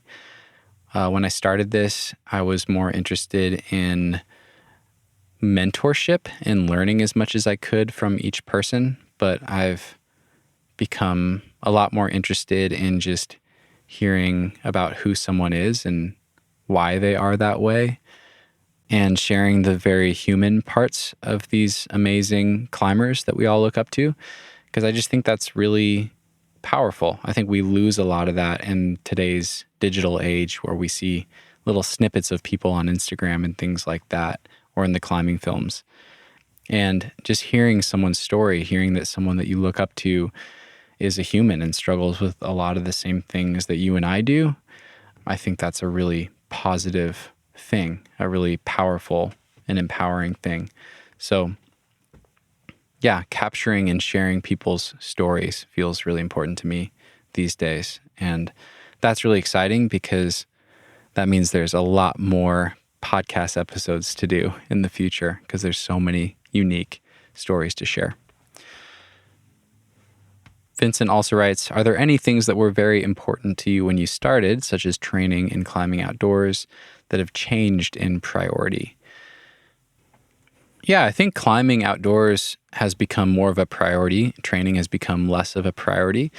But again, as I talked about earlier in this Q&A, I think a lot of that has more to do with my lifestyle change and moving into the van and traveling full time than it necessarily has to do with the podcast.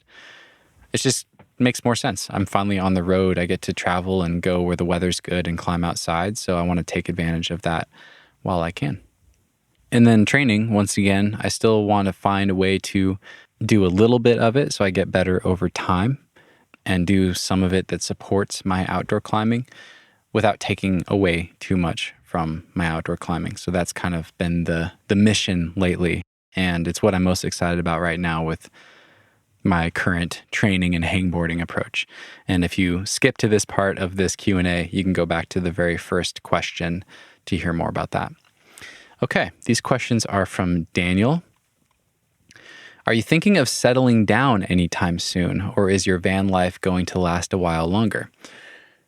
Yeah, I think van life is going to last a while longer. I've been in the van full time for almost 3 years now and on the road for coming up on 2.5 years.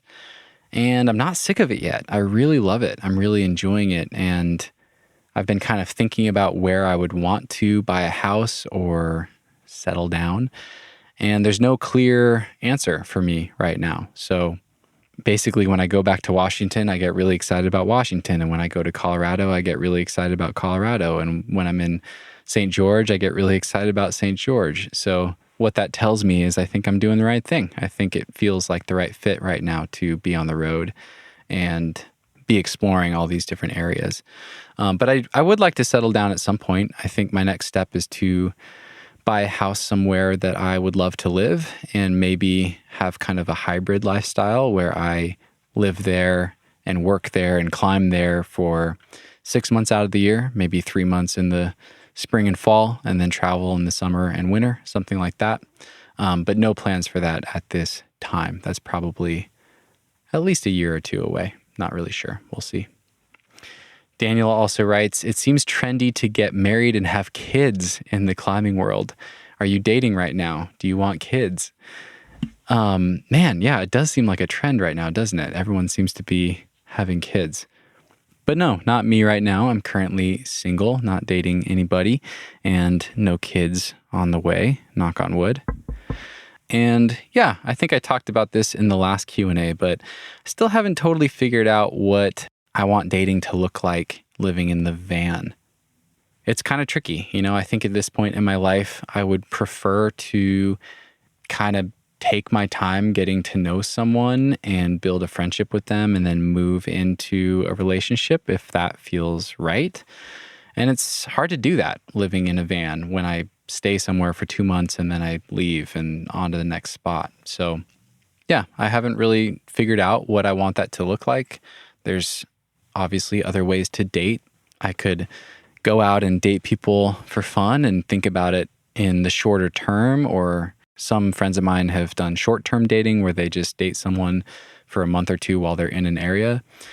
But yeah, I don't think that's for me as much. Both of those options feel like a lot of work to me when I think about them, and I'm generally pretty content doing my thing. So I think for now, I'm just doing my thing.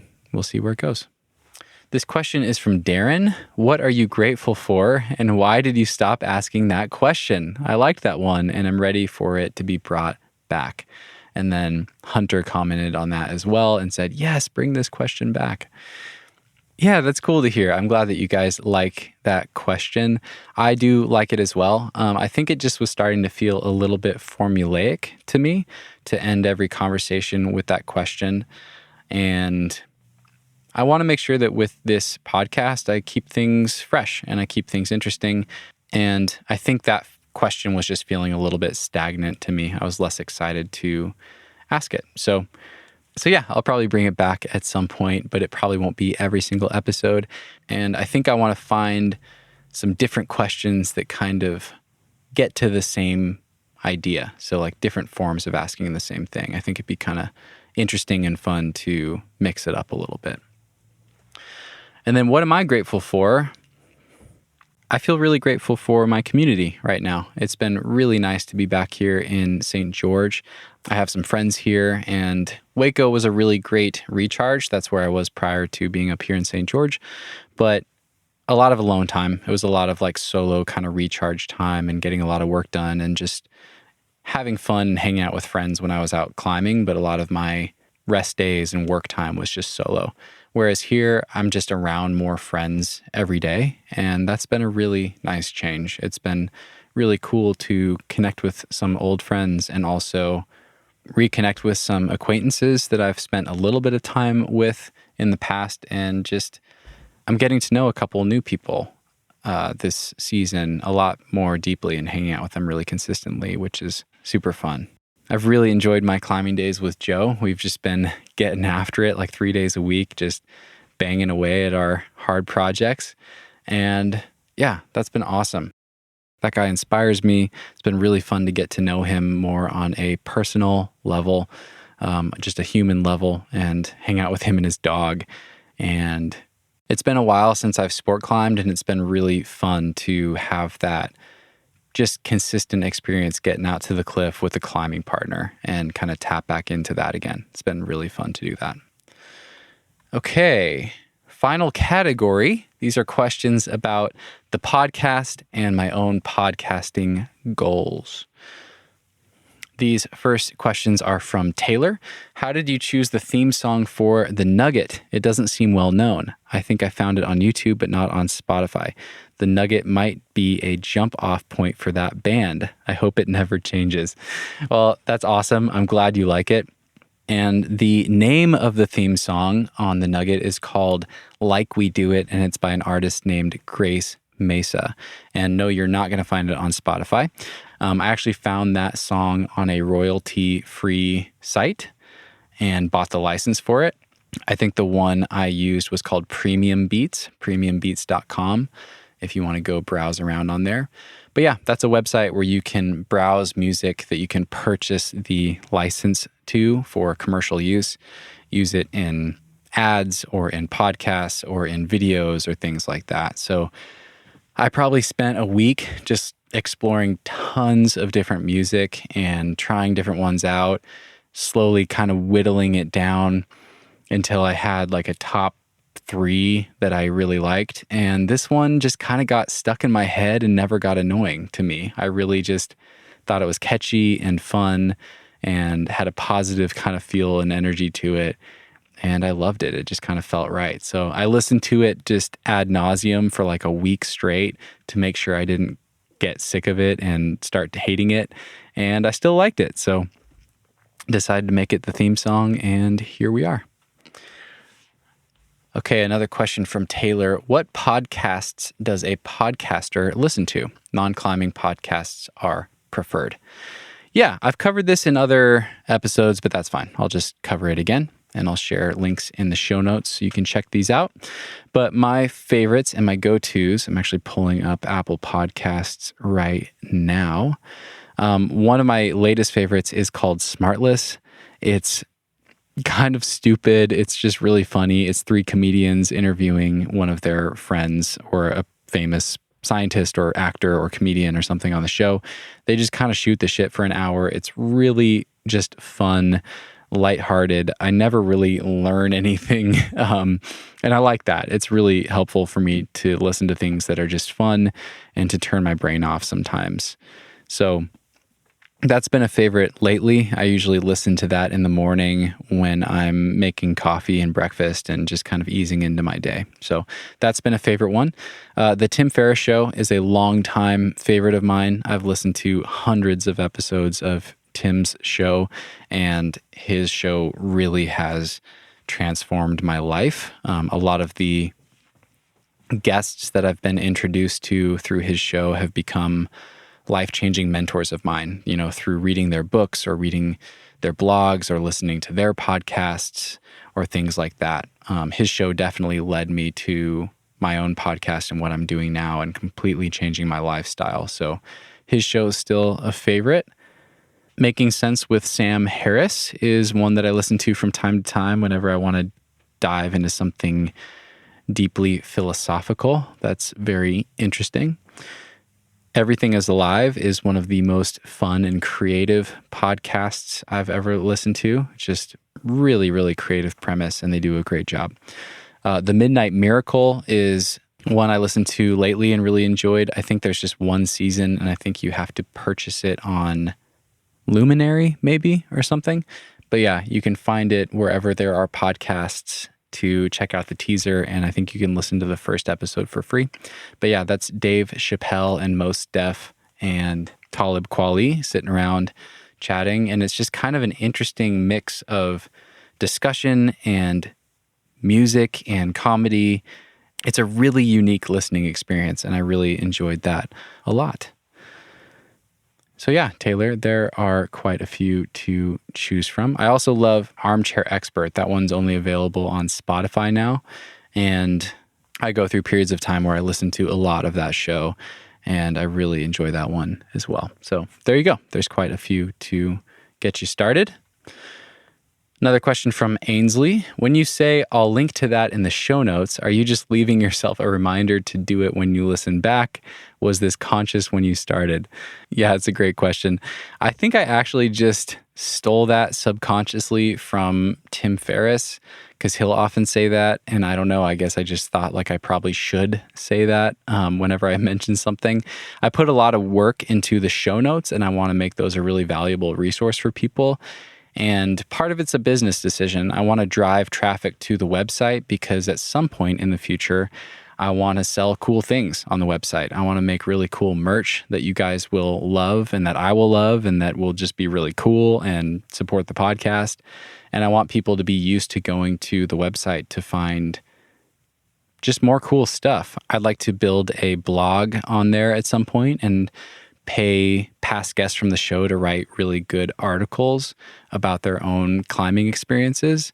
So yeah, part of it's just a business decision to get people used to going to thenuggetclimbing.com and seeing what else is there, because I think that will pay dividends in the future. And it's also just a way for you guys to get more out of the podcast, is to go check the show notes. If you have questions about stuff, I don't have to explain everything in the episodes. I can just link references there, and you guys can do a deep dive if you're interested. So that's kind of how I think about that. But I try to say it less these days than I used to, because it was getting a little bit annoying, I think. And I apologize for early listeners to the podcast for that. Okay, this question is from Daniel. Have you ever had to postpone an interview because of your mood or mental health or tiredness? Are there any interviews that you think you should have postponed?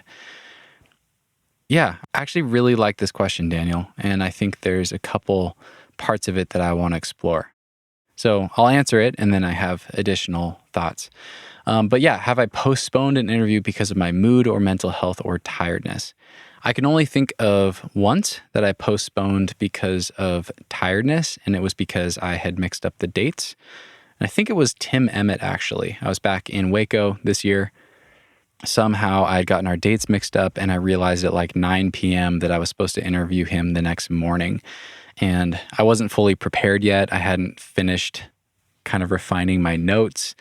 And also, I think I was hoping to climb the following day, and then we had a bunch of bad weather coming in the day after that.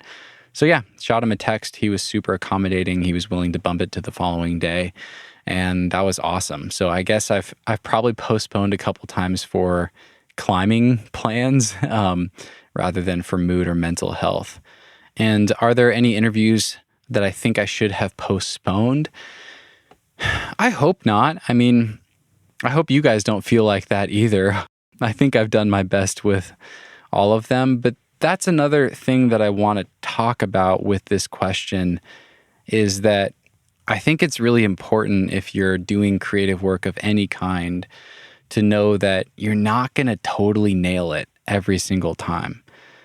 You know, I'm sure I haven't totally nailed every single one of these interviews. I'm sure there are interviews that I could have done better, but I think it's really important to just show up and do your best and do the work and do that consistently over time. Because if you let yourself focus too much on what you could have done better, or if you focus too much on your mood or your mental state not feeling perfect before doing something like an interview, you'll never do it. Like, I don't think any of us feel totally ready ever for anything. You know, you just have to show up and do your best. So yeah, I mean, I think it's really cool that mental health is being talked about a lot more. And of course, if someone needs to take a day off or postpone something to take care of themselves, then they absolutely should do that. But I think one of the best things I've done for myself to make myself a better interview and to grow this podcast to what it's become today is just to give myself accountability. I know that I'm not always going to feel 100% going into an interview, but I decided when I started that I was going to put out an episode every Monday. And now I have that accountability, and it's like a performance. It's like a show, like a music show, like the show must go on, you know? So it is really good for me because it lights a fire under my ass to do what I can to try to make sure that I'm in a good mood, that I'm well rested, that I feel like I'm in a good mental space because I got a good night's sleep the night before, because I did my homework and I was prepared for the interview. And then all you can do is show up and do your best. And, you know, for me, these episodes aren't about me anyway. So if I'm not having a perfect day, maybe it doesn't matter because it's not really about me. Like maybe I'm not having a perfect day, but my guest is having a great day and they're going to be a great interview guest that day. So yeah, I guess my point with this goes back to that kind of famous quote that perfect is the enemy of the good. I think it's really easy to get wrapped up in seeking perfection. But if you're a content creator or an artist of any kind and you're putting out work into the world, you have to let go. You have to let go of perfection, because if you hold on to that and try to grasp perfection, you'll never do anything. You'll never put anything out into the world. There has to be a point where good enough is good enough, and you just do your best and you put it out there, and then you get feedback and you learn from that and you do a little bit better next time. And I think that repetition and that process of shipping things and putting them out there and then being judged and getting feedback and learning is so much more valuable than sitting around waiting for the moment to be right. So yeah, I go back to creating that accountability for myself. I think that's been really valuable. And I also think we're bad judges of our own work sometimes. You know, like there are episodes that I've put out that I was really beating myself up over. I thought I could have done a lot better job, or I just came out of the interview being like, damn it, I botched that, or I should have done this, I should have asked this, or we talked too long about this thing, or whatever it is. You can always find things to criticize, but then almost every time that happens, I get feedback from people that say like, hey, that was your best episode yet. That was my favorite episode that you've done. And it always surprises me, but it happens over and over. And what I think is going to resonate with people sometimes doesn't. And some of the questions or parts of interviews that I think I could have done better, people really resonate with and they really needed to hear. So yeah, all that to say, if I could go back in time, I don't think I would do anything differently, because it's all part of the learning process, and that's super important. Okay, this question is from Christoph. I know Tim Ferriss is an influence on how you've approached this podcast. What do you like best and try to emulate about how he approaches podcasting?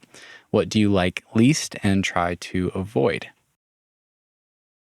I think what I like best about Tim's approach and what I try to emulate is his preparation.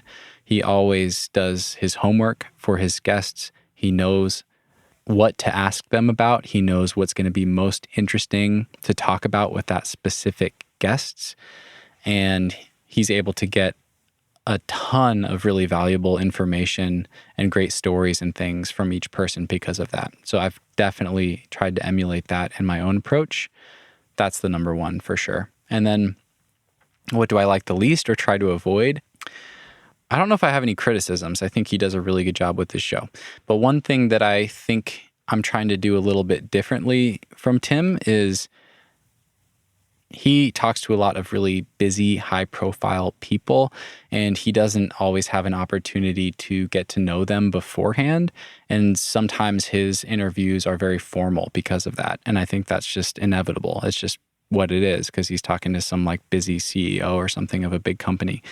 But for me, what I love about doing a podcast in climbing is that climbers are super approachable, even pros, even like heroes of mine that seem larger than life, these figures who I've read books about or seen films about, that all of us have seen films about.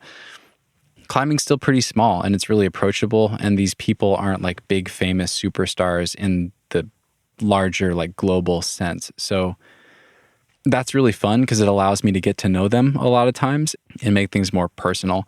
So that's something I try to do a little bit different from Tim, is to become friends with my guests whenever I can, to get to know them a little bit before we do an episode, maybe even go climbing with them, spend the day hanging out with them. And that just kind of gives the interview and the conversation a different feel, a different level of connection and intimacy that I think is really cool. And I really enjoy it. And I think it comes through. I just think it makes for a different and more interesting listening experience. So yeah, that's the one thing that comes to mind. Again, it's not a criticism of Tim at all. It's just something I feel really lucky to be able to do with my own podcast. Okay, this is a question from Linda. Does the finished podcast that we hear follow the actual order and flow of the interview in real life? Do you edit mainly for sound quality, or do you sometimes have to reorder sections to suit the way you want the story to unfold? This is a great question, and I'm really glad you asked it.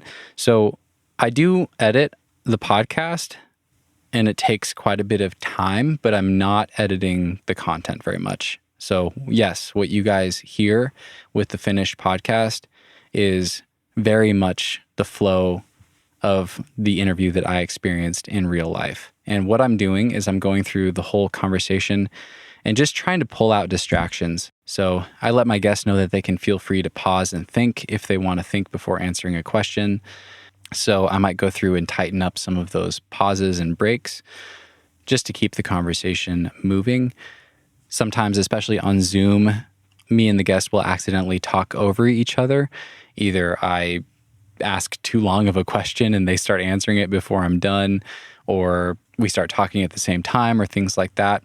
I'll often go in and kind of clean that up so it's easy to understand. I'll just cut one person's audio or something like that just to make it really clear. I'll get rid of background sound. A lot of it's cleaning up sound quality and making it sound good regardless of where you're listening. I want to make it sound good in the car, if you're listening while you're in traffic or in earbuds or just on your phone. And then occasionally I'll cut out a section of the interview if I feel like it doesn't add value to the episode or the conversation or the story. So maybe that's a question that I asked that didn't really go anywhere, or maybe I ask a question and we just kind of rehash something we've already talked about. I might just cut a chunk of that out. I don't do that very often though. Most of the time what you guys are hearing feels exactly like the conversation that I got to have with the guest, and I'm just pulling out the little things that you don't really notice if you're having the conversation with someone, but they sound distracting when you're listening to a recorded podcast episode. Okay, I've got a few last questions. These are from Hunter. Hunter writes, I find you to be an incredibly relatable and genuine podcast host. It seems like you bring out real conversations that go deeper than climbing. Do people recognize you at the crags? Do you have to keep up a different persona or image while at the crags? Well, thank you for the kind words, first off. Do people recognize me at the crags? Yeah, they do. That's happening more and more, and it's funny. It's really fun, but I also really get a kick out of it when people just say hi and say that they listen to the show or they love the show or things like that. It's really fun. And usually when that happens, we become really fast friends. So if you see me out there, say hi. If I have a serious look on my face, I'm probably just focused on a climb. If I mean mug you, it's probably just because I'm having a bad climbing day or something. But I promise you, if you say hi, I'll spring to life and I'll be excited to get to know you. So I'm very approachable when I'm out there at the crag. Do I have to keep up a different persona or image while at the crags? I don't think so. I mean, I think who you guys hear on the podcast is pretty much how I am all the time. It's really hard to hide who you are if you do like 200 hours of podcast interviews. So yeah, I don't think so. I mean, I'm certainly not always as like friendly and outgoing and asking as many questions in person as I do on the podcast. You know, we all have good days and bad days. And sometimes I'm just trying to focus on my own climbing or whatever. Sometimes we have a bad day, but I think I'm still me. I'm almost always really psyched to strike up a conversation with people that I meet and get to know you guys when I run into you at the crags and ask you about you and your lives and stuff. So yeah, again, please say hi if you see me out there. But yeah, the one additional thing I'll say is that the podcast has actually given me like a cool sense of accountability because I'm a little bit more aware of my actions when I'm at the crag, and it hasn't changed anything major, but I want to have a good attitude when I'm out there and not just be negative about a climb that I'm struggling on if I'm having a rough day. And I want to be approachable. I want to ask people that I meet interesting questions and be curious about who they are.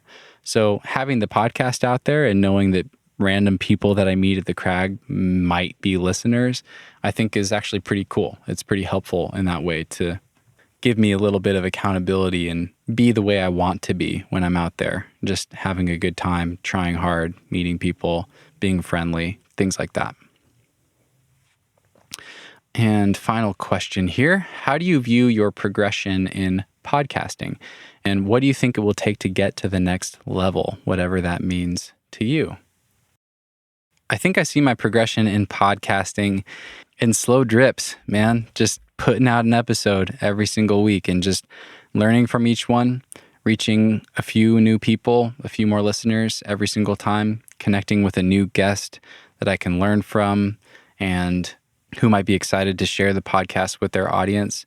It's just kind of this slow and steady trickle, and it's really fun. I really enjoy showing up to put out an episode every single week. It brings me a lot of purpose and the right amount of structure in my life, living on the road.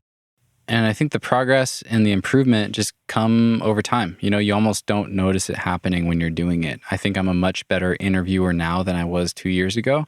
I'm sure I am, but I don't really feel the difference because it's just this slow drip, week in, week out.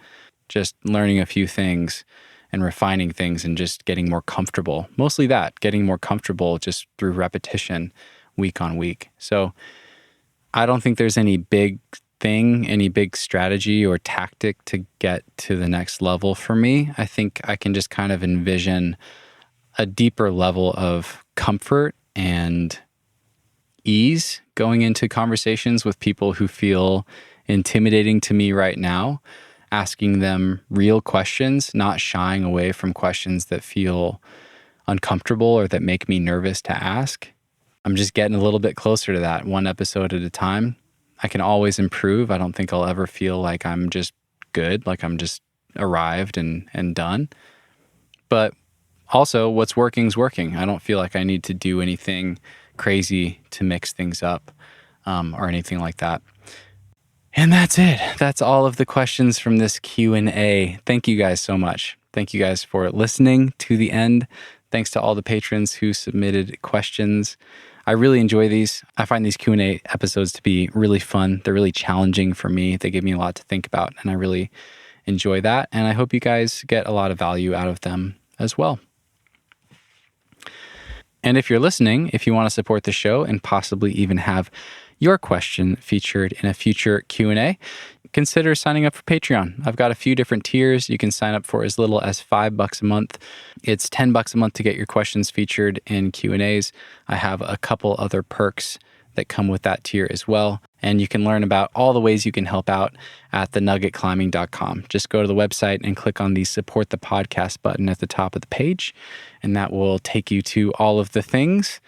Don't forget to check out Crimpd. Head over to crimpd.com or find the Crimpd app in the App Store. The free version gives you access to 75 different workouts created by professional coaches Tom Randall and Ollie Tour of Lattice Training. And it's awesome. That's crimpd.com or download Crimpd to check it out for yourself.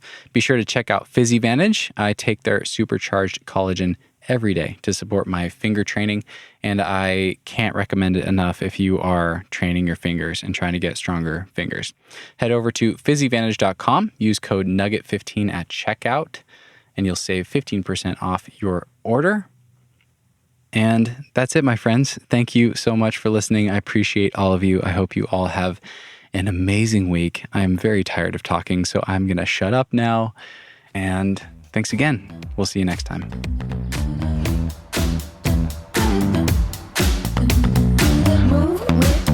Shake it up, stop when the clock hits 13. Sing 1, 2, 3, 4.